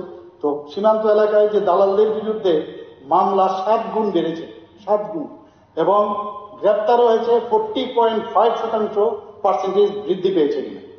2024 সালে বাংলাদেশি অবৈধ অনুপ্রবেশকারীদের বিরুদ্ধে নথিভুক্ত মামলার সংখ্যা 238%, গ্রেপ্তারের সংখ্যা 344%। সাইবার সংক্রান্ত অপরাধের বিরুদ্ধে গত 1 বছর ত্রিপুরা পুলিশ ব্যাংক অ্যাকাউন্টে 2.86 করোড় টাকা বাজেয়াপ্ত করেছে এবং দ্রুত পদক্ষেপও নিয়েছেন ওনারা। এবং যারা ক্ষতিগ্রস্ত হয়েছে এর মধ্যে অনেককে টাকা দিতে পেরেছেন ওনারা, প্রায় 17.61 লক্ষ টাকা ফেরত দিতে ওরা সম্ভব হয়েছে। 2019 সালে 10ই ডিসেম্বর ইমার্জেন্সি রেসপন্স সাপোর্ট সিস্টেম যেটা 112 চালু করা হয়েছে। এতে করে 24/7 এবং সেটাকে শর্ট ফর্মে আমরা ERSS বলি। তাতে করে এএমসি এবং এএমসি এলাকার বাইরে রেসপন্সের সময় যথাক্রমে 75% এবং 50% 2023 তুলনায় নেমে এসেছে। আগের থেকে আরো বেশি কুইক রেসপন্স এখানে দেখা যাচ্ছে। ত্রিপুরা পুলিশ এবং টিএসআর জওয়ানরা কমিউনিটি আউটরিচ কার্যক্রমে গত 3 বছর 25,000-এরও বেশি কর্মসূচি ওনারা করেছেন। রাজ্যের সাম্প্রতিক বন্যায় আমরা দেখছি যে টিএসআর থেকে আরম্ভ করে পুলিশ বাহিনী তারাও কিন্তু এই বন্যা দুর্গতদের উদ্ধার করেছেন এবং ভূমিধস যেটা সেটাও ওনারা সেই জায়গার মধ্যে ওনাদের দেখা গিয়েছে। আপনারা জানেন যে কল্যাণমূলক ব্যবস্থাগুলো আমরা অনেকগুলো করেছি। ত্রিপুরা পুলিশ ও টিএসআর জওয়ানদের রেশন মানি এবং ডিএ এবং ইউনিফর্ম অ্যালাউন্স আমরা বৃদ্ধি করেছি। 916 জন কনস্টেবল নিয়োগ, 6,067 জন স্পেশাল এক্সিকিউটিভ তালিকাভুক্ত হচ্ছে। এর মধ্যে 218 জনের সাব ইন্সপেক্টরের পদোন্নতি এবং প্রায় 1000 কর্মীকে বর্ধিত ডিউটি চার্জ প্রদান করা হয়েছে। এসপিও এবং স্পেশাল এক্সিকিউটিভের সাম্মানিক ভাতা বাড়িয়ে যথাক্রমে 12,000 আমরা করেছি এবং 13,000 টাকা করা হয়েছে যথাক্রমে। ত্রিপুরা পুলিশের পরিকাঠামো উন্নয়নের জন্য অর্থ বরাদ্দ করা হয়েছে। আমি ধন্যবাদ দেব মাননীয় আমাদের ফিনান্স মিনিস্টারকে। যখনই যা বলি উনি সাথে সাথে রাজি হয়ে যায়। রাজ্য সরকার এবং ত্রিপুরা পুলিশ উভয়ই এটা সার্বিক স্বাস্থ্য বীমা প্রকল্প গ্রহণের উদ্যোগ এবং প্রক্রিয়াধীন রয়েছে। এখন পর্যন্ত নতুন 3টি যে প্রশিক্ষণের কিছু কর্মসূচি আমি আপনাদের সামনে রাখতে চাই। যে নতুন 3টি ফৌজদারি আইনের বিষয়ে ত্রিপুরা পুলিশে 5,000-এর বেশি কর্মী প্রশিক্ষণ নিয়েছে। এছাড়াও নতুন 2টি ব্যাটালিয়নের প্রশিক্ষণ সম্পন্ন হয়েছে। এর মধ্যে 137 জন মহিলা জওয়ান রয়েছে। দিল্লি এবং ছত্তিশগড় 2টিতে টিএসআর ব্যাটালিয়ন মোতায়েন রয়েছে। পুলিশ ট্রেনিং সেন্টার উল্লেখযোগ্য প্রশিক্ষণের কাজের জন্য স্বরাষ্ট্রমন্ত্রী ট্রফি লাভ করেছে। সম্প্রতি আগরতলায় উত্তর পূর্বাঞ্চলের যে 72nd প্ল্যানারি সেশন হয়েছে, সেখানেও কিন্তু পুলিশের তাদের উল্লেখযোগ্য ভূমিকা এবং নিরাপত্তার বিষয়টা আমরা দেখতে পেয়েছি।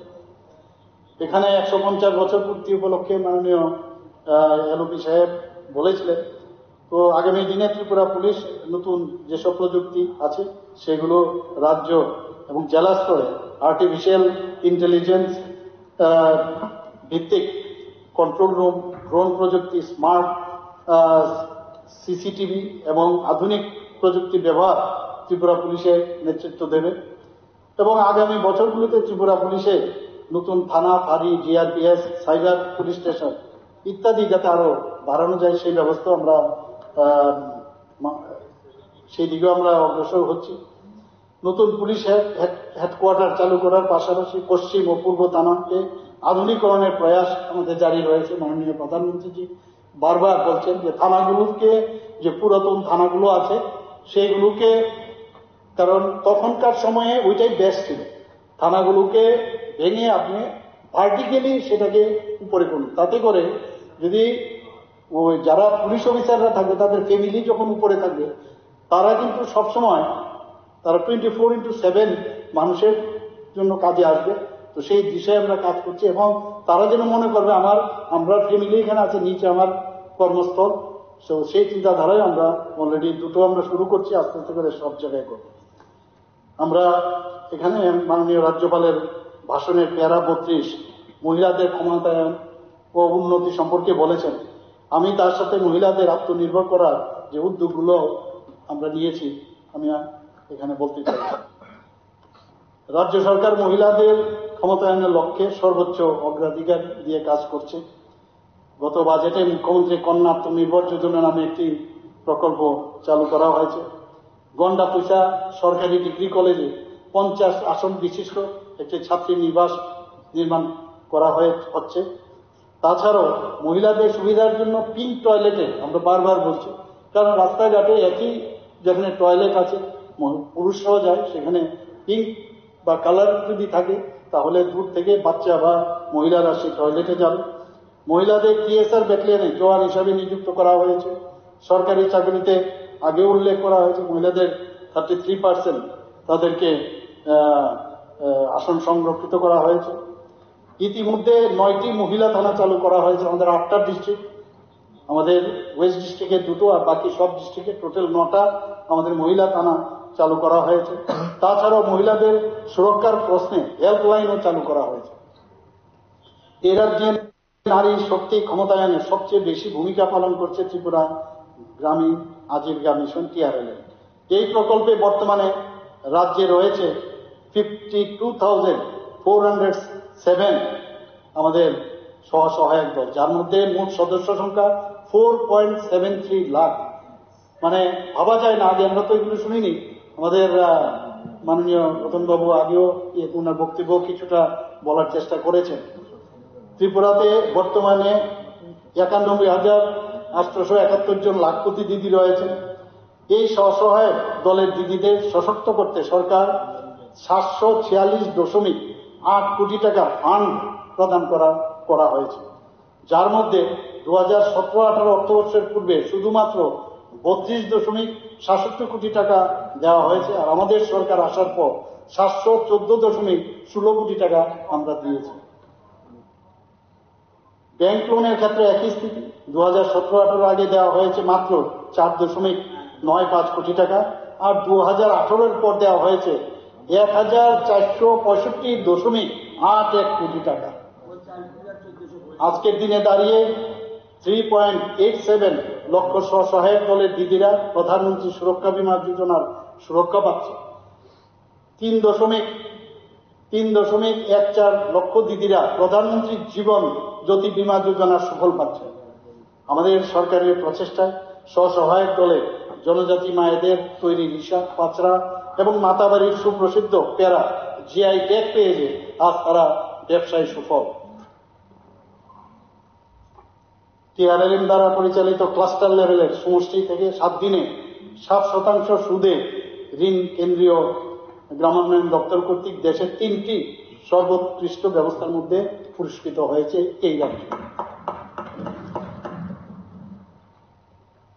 এবার মাননীয় বিধায়ক সুদীপ রায় বর্মন যে বিষয়ে অন্তর্ভুক্তি চেয়েছেন। উত্তর পূর্বাঞ্চল পর্ষদের 72তম প্লেনারি সেশনে ত্রিপুরা তথা এই অঞ্চলে উন্নয়নে কি সিদ্ধান্ত হয়েছে, কি প্রকল্প বা পরিকল্পনা গৃহীত হয়েছে, আমি এখানে ওনার উত্তর আমি এটাই বলবো যে এটা কিন্তু আমাদের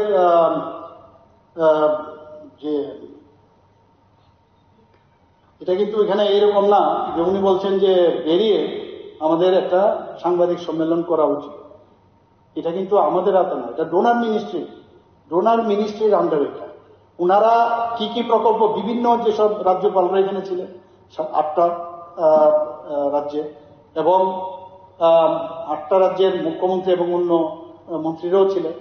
অন্য মন্ত্রী যেখানে মুখ্যমন্ত্রী আসতে পারেননি সেখানে এই বিষয়ে এনএসির বৈঠক, কাজে এটা রাজ্যের বৈঠক না। তো এখানে বিভিন্ন বিষয়, আমি যেমন বর্তমান বাংলাদেশের পরিস্থিতি নিয়ে আমাদের ত্রিপুরার যাওয়া আইন শৃঙ্খলার বিষয়ে আমি কথা বললাম। তো এরকম বহু কথা এখানে হয়েছে। আমাদের অন্য বিভিন্ন প্রজেক্ট আছে, যেমন ডেন্টাল কলেজের জন্য আমরা প্রায় 202 কোটি টাকা পেয়েছি। আমরা যেটা আমি এর আগেও বলেছি, প্রায় 200 কোটি টাকার মতো 198 কোটি টাকা আমরা রিএডিকশন সেন্টার বিশ্রামগঞ্জের জন্য পেয়েছি। মাদার অ্যান্ড চাইল্ডের জন্য সেখানেও প্রায় 150 কোটি টাকার মতো প্রায় আমি এক্সাক্ট ফিগারটা আমি বলতে পারছি না, সেখানে আমরা। তো এইগুলো বিভিন্ন প্রজেক্ট আমাদের দেওয়া এবং সেগুলোর বিষয়ে আমরা বলেছি এবং ওনারা দিচ্ছেন। তো এখানে এগুলোর আলোচনা এইভাবে সবার কি হবে, কারণ ওটা ডিসিশনটা ডোনার মিনিস্ট্রি আগে এনএসি বৈঠক তারা নেবে, তারপরে সেটা বলা হবে। তখন আমরা বলি যে ডোনার থেকে এনএসি বৈঠকে আমরা এই জিনিস বিভিন্ন টপিকস নিয়ে আলোচনা হয়, গাইডলাইন দেওয়া আছে কে কি বলবে সেই বিষয়ে। তো এখানে আমার মনে হয় না এই বিষয়টা বলার উত্তরের দরকার আছে। এখানে বিদ্যালয় শিক্ষা, উচ্চ শিক্ষা সম্পর্কে প্রতিকারের ব্যবস্থা সম্পর্কে উনি বলেছেন। বিদ্যালয় শিক্ষা, উচ্চ শিক্ষার বিষয়ে রাজ্যপাল মহোদয় তার ভাষণে প্যারা 17 থেকে 22 অত্যন্ত সুস্পষ্টভাবে উনি সরকারের দৃষ্টিভঙ্গি সম্পর্কে উনি বলেছেন। কাজে এখানে নতুন করে বলার অপেক্ষা রাখে না। বিদ্যালয় স্তরে গুণগত শিক্ষা প্রদানের পাশাপাশি উচ্চ শিক্ষার ক্ষেত্রেও সরকার কি পদক্ষেপ নিচ্ছে বা অব্যাহত আছে সেইগুলোর বিষয়ে উনি রেখেছেন। নতুন যে জাতীয় শিক্ষানীতি 2020 সাল আমরা চালু হয়েছে এবং 2024-25 সালে আরো 27টি স্কুলকে প্রধানমন্ত্রী school for rising India PMC আওতায় অন্তর্ভুক্ত করার ফলে মোট পিএমসি বিদ্যালয়ের সংখ্যা 82 হচ্ছে। কারণ যেহেতু উনি কথাটা বলছেন, তো কি নিচ্ছে এর একটা বিন্দু আমি ওনার সামনে আমি রাখতে চাই। ক্লাসরুমে ডিজিটাল প্রযুক্তির মাধ্যমে শিক্ষা প্রদান করা হচ্ছে। উনি এটাও বলছেন রাজ্যের বেহাল স্বাস্থ্য পরিষেবা সম্পর্কে। উনি নিজেও স্বাস্থ্যমন্ত্রী ছিলেন এবং উনার সময়ে কি ছিলেন বা তার আগে কি ছিলেন, আমি বলছি না উনি কিছু করেননি, উনিও করেছেন, অস্বীকার করবো না। নিউরো সার্জারি উনার সময় শুরু হয়েছে, কিন্তু কোথায় একটা, আর এখন 9টা সুপার স্পেশালিটি সমস্ত জায়গায় সমস্ত ডিস্ট্রিক্টে আমরা এখন যেভাবে আপগ্রেডেশন আমরা করছি, যে ট্রমা সেন্টার আমরা করছি সমস্ত ডিস্ট্রিক্টে আমরা করছি। আমরা চাই যে ডিস্ট্রিক্টগুলো যদি স্ট্রেংথেন হয় তাহলে স্টেট যে হসপিটাল আছে বা কলেজগুলোর উপর চাপ পড়বে না। আমরা তো সেগুলো করছি। স্বাস্থ্য রাজ্য সরকারের অগ্রাধিকারের বিষয়ে রাজ্যপাল মহোদয়ের ভাষণে আমরা প্যারা 23 এবং 27 খুব সুন্দরভাবে উনি উল্লেখ করেছেন। একটি মেডিকেল হাব গঠনের উদ্যোগ আমরা নিয়েছি, সেটাও উনি উল্লেখ করেছেন। রাজ্যে রোগীদের চিকিৎসার জন্য বাইরে যাওয়ার যে প্রবণতা আমরা আগে দেখেছি সেটাও অনেক হ্রাস পেয়েছে। এখানে দুটি সফল কিডনি প্রতিস্থাপন করা হয়েছে। হৃদরোগের জটিল অস্ত্রোপচার এই রাজ্যে এখন সম্ভব হচ্ছে।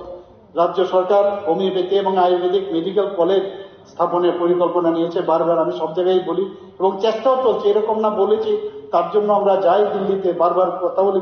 আয়ুষ্মান ভারত প্রধানমন্ত্রী জন আরোগ্য যোজনায় 70 বছরের উপরে, সেটা কিন্তু আমাদের পক্ষে একটা প্লাস পয়েন্ট হয়ে গেল।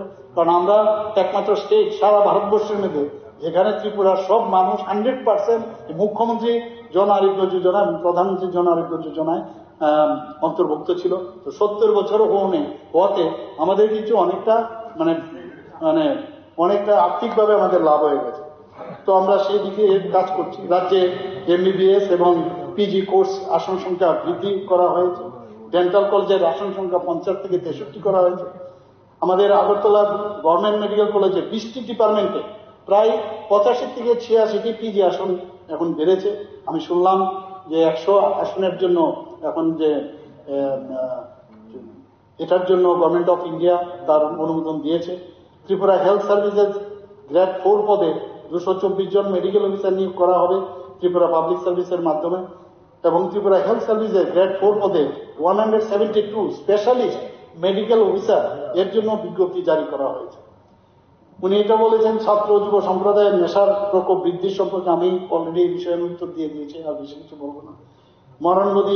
মরণব্যাধি, ক্যান্সার, হেপাটাইটিস, এইচআইভি রোগে আক্রান্তদের প্রাণহানি, যান দুর্ঘটনা, এখানে ছাত্র যুব সম্প্রদায়ের নেশার প্রকোপ বৃদ্ধি এবং এখানে যে রোড ট্রাফিক অ্যাক্সিডেন্ট সেই বিষয়েও অনেক কথা আমরা কি কি করতে যাচ্ছি সে বিষয়েও অলরেডি আলোচনা হয়েছে। রাজ্যের জনজাতিদের রোমান স্ক্রিপ্টে কর্কবরক ভাষায় চালু করা এই বিষয়ে উনি বলেছেন। তো এই বিষয় নিয়ে আমরা উচ্চ পর্যায়ে কথাবার্তা চলছে। কাজে আমার মনে হয় যে মাঝখানে উনি এ বিষয়ে আর না কথা বলাই ভালো।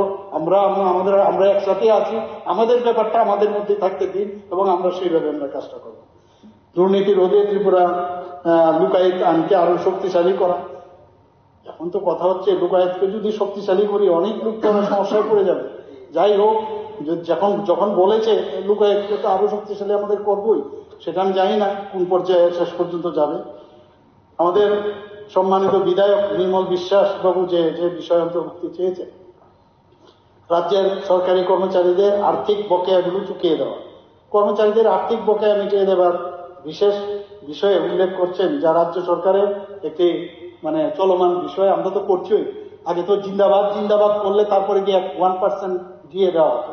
এখন তো বলার আগেই আমার 29 মাসে বোধহয় আমি আগেতে 3% দিয়েছিল, 30% হয়েছে, 3%, বাকি 27% আমি নিজেই কোথাও আপনাদের কারোর আন্দোলন করতে হয়নি, এমনিতেই। কারণ আমরা ফিল করি সবার জন্য এবং সেটা একটা চলমান বিষয় এবং নিশ্চয়ই সেটা থাকবে। আমরাও চাইছি যাতে আরো খুব কাছে যাওয়া যায়, সময়ে সময়ে সেটা আমরা করব, এর জন্য বলারও প্রয়োজন লাগে।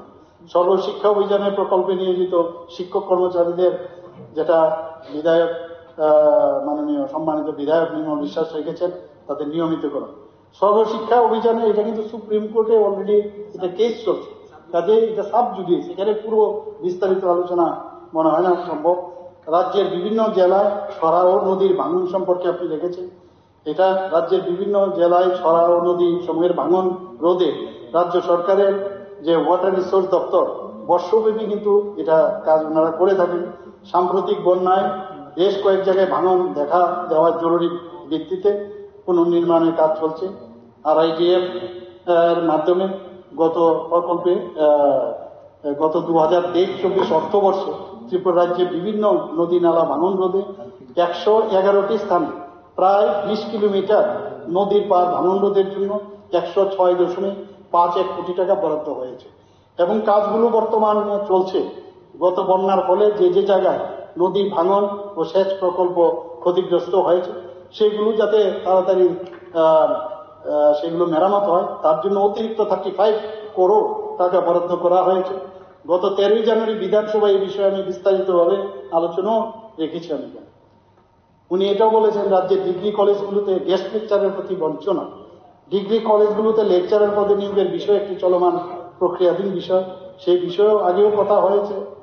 নিয়োগকৃত গেস্ট লেকচারদের সাম্মানিক বৃদ্ধির বিষয়টি বিবেচনাধীন রয়েছে। বর্তমানে 710 জন গেস্ট লেকচার রয়েছে। সুতরাং তাদেরকে বঞ্চনার যে প্রশ্নটি, এটা আমার মনে হয় অবাস্তব। বর্তমানে প্রতি লেকচারারকে 500 টাকা দেওয়া হয় এবং মাসে সর্বাধিক 20,000 টাকা সাম্মানিক প্রদান করা হয়। আরেকটা কথা উনি রেখেছেন, রাজ্যে নতুন করে চালু হওয়া 3টি বেসরকারি বিশ্ববিদ্যালয় নিয়োগ প্রসঙ্গে, এবং আমি আমার চেম্বারে যখন ছিলাম আমি শুনছিলাম উনি এই বিষয়টা বলছেন। কিন্তু আমি বলবো যে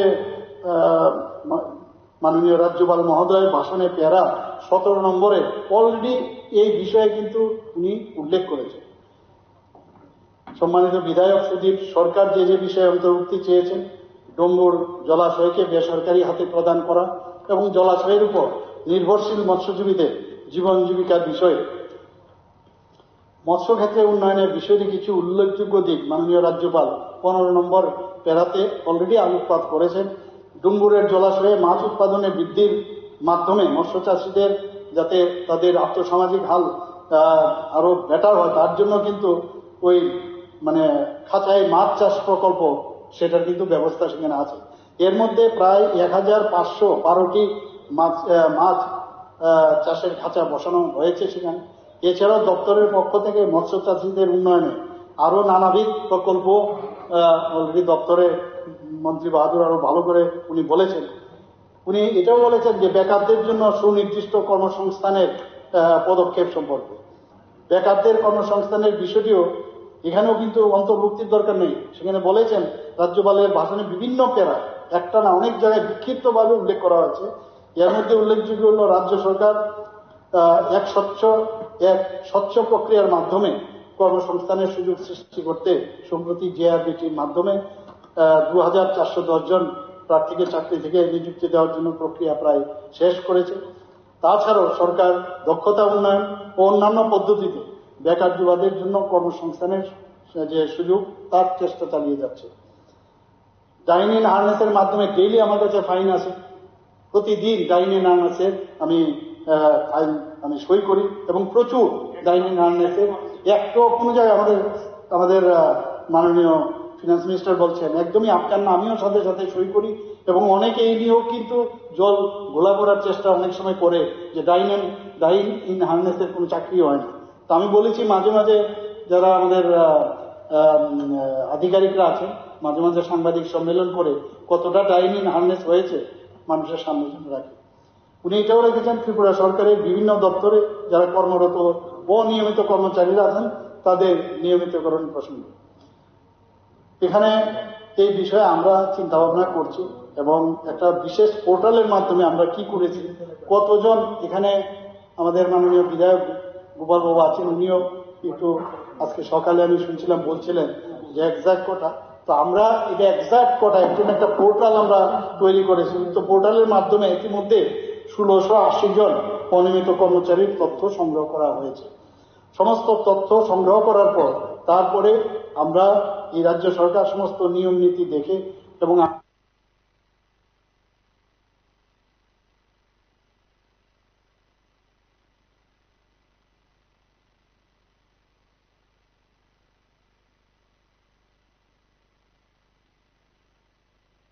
আর্থিক যে অভ্যতা সেটা যে বিষয় অন্তর্ভুক্তি চেয়েছেন বেকার সমস্যা প্রসঙ্গে, তো সেটাও কিন্তু অনেকটা ওনার মতোই।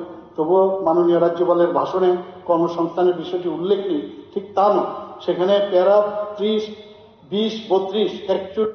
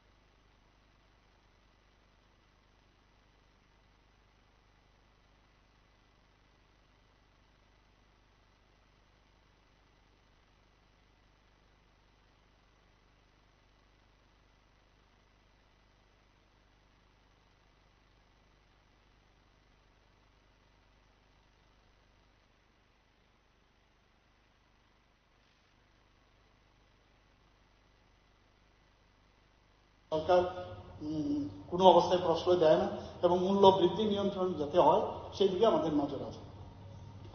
জাতীয় সড়ক নির্মাণের দুর্নীতি ও নিম্নমানের কাজ সেটাও নিয়ে উল্লেখ করেছেন। তো বিগত 2018 সালের পর মাননীয় প্রধানমন্ত্রী নরেন্দ্র মোদীজির নেতৃত্বে এবং ত্রিপুরায় যে বিজেপি সরকার প্রতিষ্ঠিত হওয়ার পর যেভাবে আমাদের সারা দেশে আমাদের যে জাতীয় সড়ক উন্নয়ন করছে, হীরা মডেল, আমরা সবসময় বলি হীরা মডেল প্রধানমন্ত্রীজি বলছেন যে ছোট পাত্র নিয়ে আসবে না, বড় পাত্র নিয়ে আসবে, আমাদের মনে আছে তখন। এবং উনাকে বলার আগেই উনি আমাদের হীরা মডেল না, এখন হীরা প্লাস মডেল, ন্যাশনাল হাইওয়ে, যেখানে মানে একটা ন্যাশনাল হাইওয়ে 08 ছিল, সেখানে আজকে 6টা ন্যাশনাল হাইওয়ে হয়ে গেছে। আরো যে 4টা ইন প্রিন্সিপাল, তার মধ্যে 2টো জিপিআর বানানোর জন্য বলেছে, সেটাও আমরা সেখানে দিয়েছি। তবে যদি নিম্নমানের হয়ে থাকে, কারণ এগুলো তো ন্যাশনাল হাইওয়ে, তাদের তত্ত্বাবধানে NHIPCL এর মাধ্যমে এগুলো হয়, স্পেসিফিক কমপ্লেন যদি হয় তো নিশ্চয়ই আমরা ওনাদের গোচরে আনব। সর্বশিক্ষার শিক্ষকদের নিয়মিতকরণের প্রসঙ্গে উনি বলেছেন, সেখানেও এই বিষয়ে মাননীয় রাজ্যপালের ভাষণে অন্তর্ভুক্তি কেন নাই সে প্রশ্নটা উনি করেছেন।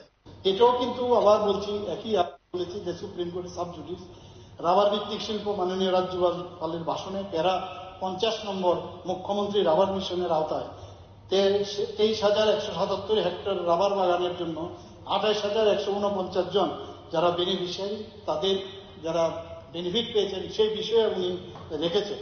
কাজে এখানে অন্তর্ভুক্তি করার প্রশ্নই ওঠে না। গ্যাস ভিত্তিক শিল্প এমন যাতে না হয় যে বিরোধিতার জন্য বিরোধী, বা করতে হবে এর জন্য অন্তর্ভুক্তির জন্য, ভালো করে পড়তে হবে সবকটা আছে কি না থাকে নিশ্চয়ই আপনারা করবেন, তাহলে এটার মধ্যে আরো গুরুত্ব দেওয়া যায়। আমি বলছি না সবাই এরকম করছেন, মানে দেওয়ার জন্য 8, 10টা 20টা দিয়ে দিলাম, তাহলে লাভের লাভ কিচ্ছু হবে না।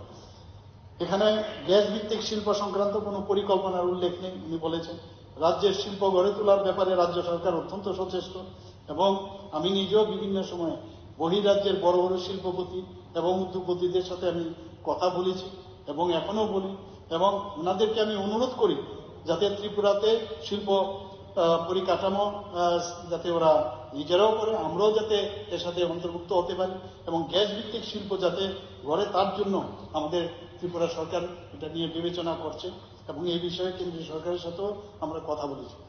বাঁশ ও কাঠ শিল্পের বিষয়ে উনি এই প্রসঙ্গ বলেছেন।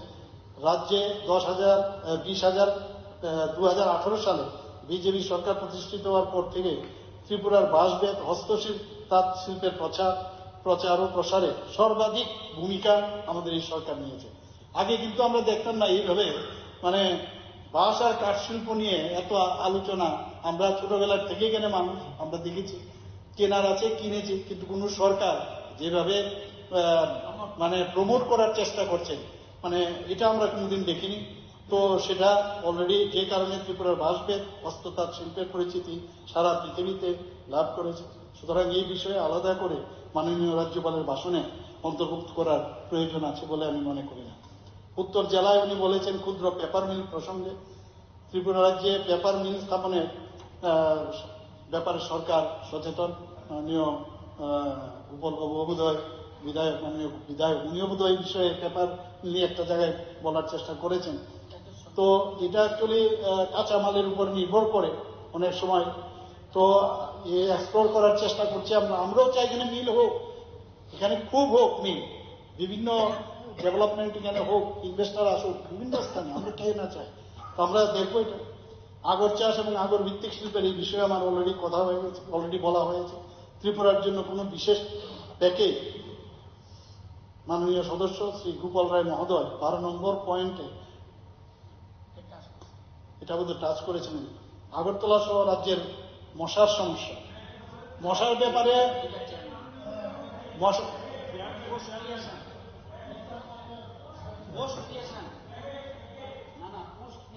না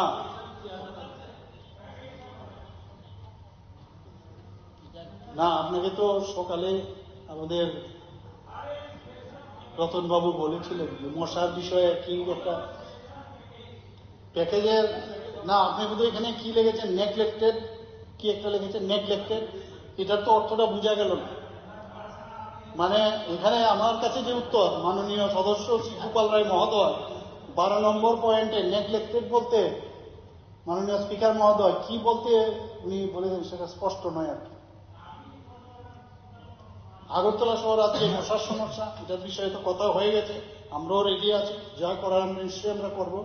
এবং স্প্রে, ডিডিটি স্প্রে এগুলো তো হয়, প্রতিদিনই আমরা করি।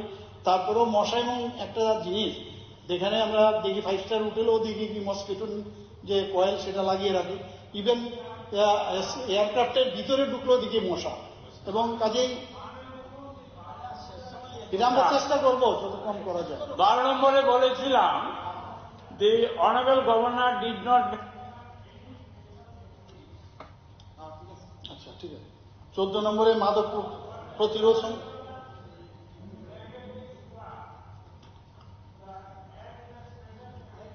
কইছি তো, ঠিক আছে ঠিক আছে।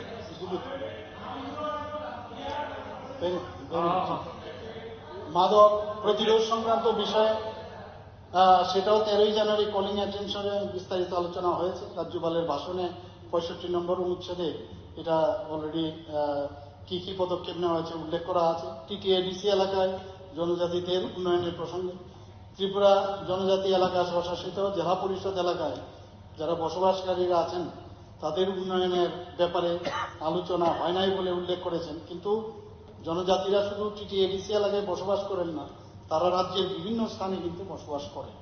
তাদের কথা অবশ্য রাজ্যপালের ভাষণে উল্লেখ রয়েছে।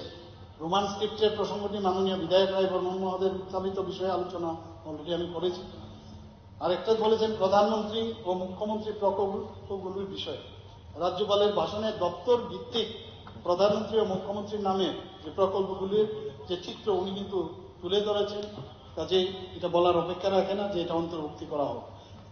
ট্যুরিজম সেন্টারগুলোতে শূন্যপদ পূরণ এবং ন্যায্য মূল্য দোকানে নিত্য প্রয়োজনীয় সামগ্রীর ঘাটতি প্রসঙ্গে এগুলো রাজ্য সরকারের খাদ্য দপ্তরের ইন্সপেক্টর থেকে শুরু করে এটাও কিন্তু অলরেডি বলা হয়ে গেছে।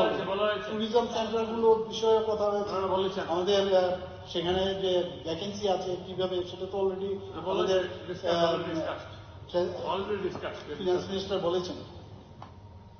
মাননীয় বিধায়ক শ্রী জিতেন চৌধুরী যে যে বিষয়ে অন্তর্ভুক্তি চেয়েছেন, 8 বছরের বেশি সময় ধরে এডিসি ভিলেজের কমিটি নির্বাচন না হওয়া।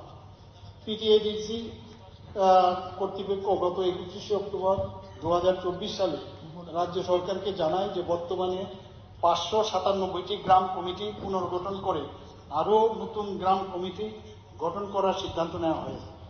তবে এই ব্যাপারে এখনো প্রয়োজনীয় বিজ্ঞপ্তি টিটিএডিসির কর্তৃপক্ষ জারি করেনি। প্রয়োজনীয় বিজ্ঞপ্তি টিটিএডিসির কর্তৃপক্ষ প্রকাশ করার পর ভিলেজ কমিটি নির্বাচনের পরবর্তী উদ্যোগ আমরা গ্রহণ করব। আমি আগেও বলেছি নিশ্চয়ই আমরা করবো, এটা ডিসি ইলেকশন করতে হবে। রাজ্যের কর্মরত সাংবাদিকদের উপর ক্রমবর্ধমান আক্রমণ ও প্রচার মাধ্যমের স্বাধীন ভূমিকার উপর হস্তক্ষেপ। কি বলবো এটা বিষয়ে না, আমি বলছি যে আগে এই দৈনিক সংবাদের কি অবস্থার মালিকানা চেঞ্জ করার সময় কমিউনিস্টদের সময় কত রকমের ঘটনা হয়েছে। হেডলাইন্স ত্রিপুরা উনি তো রুজুই দেখান ওনার সময় কি কি হয়েছে, আর সাংবাদিকরা এখন বলছেন যে ওনারা হেনস্থ হচ্ছেন। একমাত্র সাংবাদিক বান্ধব যদি কোনো সরকার থাকে কি হচ্ছে বিজেপি নেতৃত্বাধীন সরকার। সম্মানিত বিধায়ক শ্যামল চক্রবর্তী যে যে বিষয়ে অন্তর্ভুক্তি চেয়েছেন, দ্রব্যমূল্যের ক্রমবর্ধমান বৃদ্ধিতে কোনো নিয়ন্ত্রণ না থাকার কারণে জনজীবন নাবিশ্বাস, রাজ্যে খাদ্য শস্য সহ নিত্য প্রয়োজনীয় দ্রব্যমূল্য বৃদ্ধি প্রতিরোধে প্রয়োজনীয় ব্যবস্থা সরকারের ব্যর্থতা। তো সেখানে মাননীয় বিধায়ক গোপাল রায় মহোদয় অলরেডি এই বিষয়ে আলোচনা হয়ে গেছে। উনি এটাও বলেছেন রাজ্যের চাষযোগ্য জমি ও জলাশয়ের পরিমাণ কমে যাওয়া, সুনির্দিষ্ট পরিকল্পনার অভাব। রাজ্যের জমি শ্রেণীর পরিবর্তনের ক্ষেত্রে একটি আইন রয়েছে। Tripura land revenue and reforms act 1960 অনুসারে জমির শ্রেণী যদি পরিবর্তন করতে হয়, যদি করে কেউ, তার জন্য অত্যন্ত কঠোর শাস্তির ব্যবস্থা রয়েছে। কেউ যদি বিনা পারমিশনে জমি শ্রেণী পরিবর্তন করে তার বিরুদ্ধে কঠোর আইনানুগ ব্যবস্থা নেওয়া হয়। কৃষি জমি এবং জলাশয় যাতে না কমে সে ব্যাপারে রাজ্য সরকার সর্বদা নজর রাখছে। সম্মানিত বিধায়ক রামু দাস যে বিষয় অন্তর্ভুক্তি চেয়েছেন, 100% পরিশ্রুত পানীয় জল সরবরাহের ক্ষেত্রে কোনো সুনির্দিষ্ট পরিকল্পনা। আপনার অবগতির জন্য আমি জানাচ্ছি 158টি গ্রাম পঞ্চায়েত এবং 92টি ভিলেজ কাউন্সিল 100% পারিবারিক ট্যাপ সংযোগ এফএসটিসি রয়েছে। 171টি গ্রাম পঞ্চায়েত এবং 146টি ভিলেজ কাউন্সিলে 90 থেকে 100% এফএসটিসি রয়েছে। 119টি গ্রাম পঞ্চায়েত এবং 110টি ভিলেজ কাউন্সিলে 80 থেকে 90% এফএসটিসি রয়েছে। এফএসটিসি মানে ফাংশনাল হাউসহোল্ড ট্যাপ কানেকশন। 77টি গ্রাম পঞ্চায়েত এবং 94টি ভিলেজ কাউন্সিলে 70 থেকে 80% কার্যকরী পারিবারিক ট্যাপ সংযোগ রয়েছে। 53টি গ্রাম পঞ্চায়েত এবং 95টি ভিলেজ কাউন্সিলে 50 থেকে 70% কার্যকরী পারিবারিক ট্যাপ সংযোগ রয়েছে। 9টি গ্রাম পঞ্চায়েত এবং 31টি ভিলেজ কাউন্সিলে 25 থেকে 50% এফএসটিসি রয়েছে এবং 2টি গ্রাম পঞ্চায়েত এবং 19টি ভিলেজ কাউন্সিলে 0 থেকে 25% এফএসটিসি রয়েছে। 2 নম্বর, আপনি বলেছেন বেহাল স্বাস্থ্য ব্যবস্থা নিরসনে ডাক্তার সহ চিকিৎসা কর্মী নিয়োগ করা সম্পর্কে অলরেডি আলোচনা হয়েছে। আয়ুষ্মান কার্ড ও মুখ্যমন্ত্রী জন আরোগ্য যোজনা সেগুলোও কিন্তু আলোচনা হয়েছে। সম্মানিত বিধায়ক ইসলামউদ্দিন যে বিষয়ে অন্তর্ভুক্তি চেয়েছেন,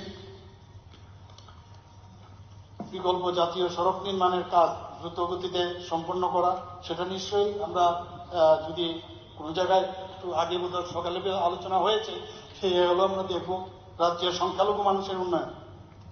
রাজ্য সংখ্যালঘু মানুষের উন্নয়নের বিষয়টি রাজ্যপাল মহোদয়ের ভাষণের প্যারা 58 নম্বরে অলরেডি উল্লেখযোগ্য বিষয়ে তুলে ধরা হয়েছে।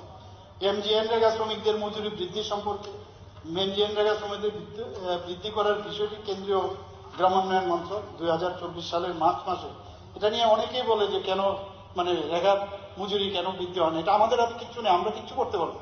এটা কেন্দ্রীয় গ্রামোন্নয়ন মন্ত্রক থেকে সেটা করা। আগে 226 টাকা ছিল, এখন সেটা গিয়ে 242 টাকা হয়েছে। সম্মানিত বিধায়ক অশোক চন্দ্র মিত্র যে বিষয়ে অন্তর্ভুক্তি চেয়েছেন, রাজ্য প্রশাসনের কর্মজটিলতা রোধে সরকারি কর্মচারীদের অ্যাডহক প্রমোশনকে রেগুলার করার ব্যাপারে সেটারও অলরেডি আগে আলোচনা হয়েছে, আমরা নিশ্চয়ই সেটা দেখব। এবং অ্যাডহক প্রমোশনের যে রেগুলার করার বিষয়ে আমরা আলোচনা করছি এবং সেটাও কিন্তু অলরেডি সাব জুডিস মাননীয় সুপ্রিম কোর্টের সে বিচারাধীন রয়েছে। শিক্ষক আরেকটা বিষয় উনি বলেছেন, শিক্ষক নিয়োগ না হওয়া, পরিকাঠামোর অভাব এবং সঠিক নীতির অনুপস্থিতিতে প্রাথমিক থেকে উচ্চ শিক্ষা পর্যন্ত শিক্ষা ব্যবস্থা। শিক্ষার বিষয়টি রাজ্য সরকারের অগ্রাধিকার সবসময় আমরা বলেছি। পরিকাঠামোর উন্নয়নে সেটা ধারাবাহিকভাবে চলবে এবং পরিকাঠামোগত বিষয় নিয়ে মাননীয় রাজ্যপাল মহোদয় ভাষণের প্যারা 20 এবং 22 সুস্পষ্টভাবে কিন্তু উনি সেটা উল্লেখ করেছেন। এডিসি এলাকায় নতুন প্রাথমিক স্বাস্থ্য কেন্দ্র খোলার পরিকল্পনা। জনসংখ্যার অনুপাতের ভিত্তিতে স্বাস্থ্য কেন্দ্র খোলার সংস্থান রয়েছে। রাজ্য সরকার প্রয়োজন অনুসারে জনসংখ্যার ভিত্তিতে স্বাস্থ্য কেন্দ্র স্থাপন করছে এবং যেমন বিগত বছরে নতুন যারা ব্রু শরণার্থী তাদের পুনর্বাসন এলাকায় নতুন স্বাস্থ্য কেন্দ্র আমরা কিন্তু স্থাপন করেছি। সম্মানিত বিধায়ক দীপঙ্কর সেন যে বিষয়ে অন্তর্ভুক্তি চেয়েছেন, মাননীয় স্পিকার মহোদয়, গত অগস্টে ভয়াবহ বন্যায় হাজার হাজার দুস্থ পরিবার পর্যন্ত সহায়তা না পাওয়া সম্পর্কে এ বিষয়ে কিন্তু আলোচনা হয়েছে। রাজ্যের খেলাধুলার উন্নয়নে প্রত্যেক ব্লকে স্পোর্টস স্টেডিয়াম তৈরির পরিকল্পনা, এখানে মাননীয় স্পোর্টস মিনিস্টার আছেন, সেখানেও আমি বলবো যে মাননীয় রাজ্যপাল মহোদয়ের ভাষণে প্যারা 76 এবং 77-এ তারও কিন্তু আলোকপাত উনি করেছেন। উনি রাজ্যের পরিবেশ দূষণ নিয়ন্ত্রণ সরকারের ব্যর্থতার এই বিষয়ে উনি বলছেন। রাজ্য সরকার পরিবেশ দূষণ রোধে কেন্দ্রীয় সরকারের বিভিন্ন আইনকে কার্যকরী করার পাশাপাশি রাজ্যের নিজস্ব রুলসও কিন্তু চালু করেছে। রাজ্যের সবগুলো জেলায় জেলা শাসক, মহকুমা জেলা শাসক, সহকারী মহকুমা শাসক, পুলিশ আধিকারিক এবং ত্রিপুরা রাজ্য দূষণ নিয়ন্ত্রণের পর্ষদের যৌথ উদ্যোগে প্রতিনিয়ত রাজ্যের বিভিন্ন বাজারে অবৈধ প্লাস্টিক ব্যাগ এবং অন্যান্য নিষিদ্ধ এককালীন ব্যবহারযোগ্য প্লাস্টিক সামগ্রীর বিরুদ্ধে অভিযান চালানো। আমরা সবাই জানি যে 120 মাইক্রনের নিচে যদি কিছু থাকে মানে তার পুরুত্ব, তাহলে সেটা কোনো অবস্থায় ইউজ করা যাবে না এবং সেইভাবে আমরা কিন্তু কাজ করছি। পরিবেশ দূষণ রোধে নির্মল পরিবেশ বজায় রাখার স্বার্থে ত্রিপুরা রাজ্য দূষণ নিয়ন্ত্রণ পর্ষদের মাননীয় মন্ত্রী বাহাদুর এখানে আছেন, উনি দেখেছি এইসব বিষয়ে উনি কাজও করেন এবং প্রতিনিয়ত ওয়ার্কশপ, আলোচনা সভা এবং অ্যাওয়ারনেস প্রোগ্রাম সেগুলো ওনার যে লিডারশিপে সেগুলো আছে। এখানে উনি বলেছেন বেসরকারি শান্তিনিকেতন মেডিকেল কলেজের জন্য আইজিএম হাসপাতালের ব্যবহারের অনুমতি সম্পর্কে কতবার বলবো, কতবার, এটা তো আর আলোচনার একবার একই জিনিস বলার কোনো মানে হয় না। সেগুলো নিয়ে সম্মানিত বিধায়ক সুরেন্দ্র চন্দ্র নাথ যে বিষয়ে অন্তর্ভুক্তি চেয়েছেন, এডিসি এলাকায় বেশি বেশি বারবার বললে বেশি বেশি বেরোবে এরকম না, মানে একবার বলে দিলাম দ্যাটস এনাফ। সম্মানিত বিধায়ক শৈলেন্দ্র চন্দ্র নাথ যে বিষয়ে অন্তর্ভুক্তি চেয়েছেন, এডিসি এলাকা বিদ্যালয়গুলিতে শিক্ষক স্বল্পতা দূরীকরণ। এডিসি এলাকা সহ সারা রাজ্যে শিক্ষক স্বল্পতা দূরীকরণের নিয়োগ প্রক্রিয়া অব্যাহত রয়েছে, ধাপে ধাপে সেটা আমরা করব। ওবিসি সম্প্রদায়ভুক্তদের জন্য রাজ্যে সংরক্ষণ। ওবিসি সম্প্রদায়ভুক্তর জন্য রাজ্য সরকারের যে বিভিন্ন কর্মসূচি আমাদের রয়েছে এবং তাদের জন্য স্টাইপেন্ড প্রদানের পাশাপাশি তাদের সোশিও ইকোনমিক্যাল কন্ডিশন যাতে আরো বেটার হয় সেই কর্মসূচি আমাদের রয়েছে। সম্মানিত বিধায়ক নয়ন সরকার যে বিষয়ে অন্তর্ভুক্তি চেয়েছেন, রাজ্যের বাইরে অবস্থিত, এটাও আমি যখন আমার রুমে ছিলাম সেখান থেকে আমি শুনছিলাম যে রাজ্যের বাইরে অবস্থিত ত্রিপুরা ভবনগুলোর যথাযথ সংরক্ষণ ও সংস্কার। অলরেডি এই বিষয়ে কিন্তু আমরা অলরেডি টেক আপ করেছি এবং কিভাবে আপগ্রেডেশন করা যায়, আরো নতুন ভবন আপনারা জানেন, আমরা ত্রিপুরা ভবন বোম্বেতে আমরা একটা সেখানে ভবন আমরা জায়গা কিনেছি, সেটাও নতুন ভবন হবে। আমরা নয়ডা আপনার দিল্লিতেও একটা সেখানে নতুন জায়গা আমরা পেয়েছি দ্বারকাতে, সেটাও করছে। শুধু তাই নয়, আমাদের যে দুটো দিল্লিতে এখন আছে, একটা জায়গার মধ্যে আমরা চেয়েছিলাম এটাকে ভার্টিক্যালি উপরে উঠাবো, কিন্তু যেহেতু মাননীয় প্রধানমন্ত্রীজির বাড়ির কাছে সেখান থেকে বিধিনিষেধ আসে, হবে না। আরেকটার মধ্যে একটা জায়গা পেয়েছে প্রায় সেখানেও, সেখানেও আরেকটা যেটা আছে সেখানেও আমরা বলেছি যে প্রায় 7-8টার মতো নতুন করে সেখানে আমাদের যে ভিআইপি রুম সেখানে হবে এবং আশা করি আমাদের যে অনেক সময় যারা আমাদের এখান থেকে অনেকে যায় জায়গার সমস্যা, সেটাতে অনেক বেশি সমস্যার সমাধান হবে। রাজ্য সরকারের অধীনস্থ তপশিলি জাতিভুক্ত ছাত্রছাত্রীদের হোস্টেলগুলোর অবস্থা, সেখানে মাননীয় রাজ্যপালের প্যারা 54 এবং 55-এও সেই বিষয়ে কিন্তু তুলে ধরা হয়েছে। রাজ্যের গ্রামীণ এলাকার বিদ্যুৎ পরিষেবা সহ রাজ্যের সার্বিক বিদ্যুৎ পরিস্থিতির কথা মাননীয় রাজ্যপাল 37 এবং 35 নম্বর প্যারাতে উনি তুলে ধরেছেন। তো কাজেই গত 10ই জানুয়ারি 2025 এর যে অধিবেশনে প্রথম দিনে রাজ্যের মাননীয় রাজ্যপাল মহোদয় রাজ্যের উন্নয়নের দিশা সম্বলিত যে তথ্যভিত্তিক বক্তব্য রেখেছেন তাকে আবারও আমি পূর্ণ সমর্থন জ্ঞাপন করছি। এক কথায় বলা যায় এই ভাষণে রাজ্যের উন্নয়নের রূপরেখা সম্বলিত একটি দলিল, আমি বলবো এটি যে দলিল, তাই বিরোধী দলের সদস্যরা মাননীয় অধ্যক্ষ মহোদয় যেসব অন্তর্ভুক্তি ও সংশোধনের জন্য লিখিত বা মৌখিকভাবে আলোচনায় উল্লেখ করেছেন তা আমার মনে হয় কোনো অবস্থায় গ্রহণযোগ্য নয়। আমি মাননীয় অধ্যক্ষ মহোদয়কে অনুরোধ করছি যে বিরোধী দলের সদস্যদের আনিত যে অন্তর্ভুক্তি ও সংশোধনগুলো এনেছেন কোনো অবস্থায় সেটাকে মান্যতা না দেওয়া, পাশাপাশি মাননীয় রাজ্যপালের প্রদত্ত ভাষণটি বিধানসভায় সর্বসম্মতিক্রমে গ্রহণ করার অনুরোধ জানিয়ে আমি আমার বক্তব্য এখানে শেষ করছি এবং ধন্যবাদ মাননীয় স্পিকার মহোদয়কে, উনি সুন্দরভাবে এই পরিবেশ করেছেন।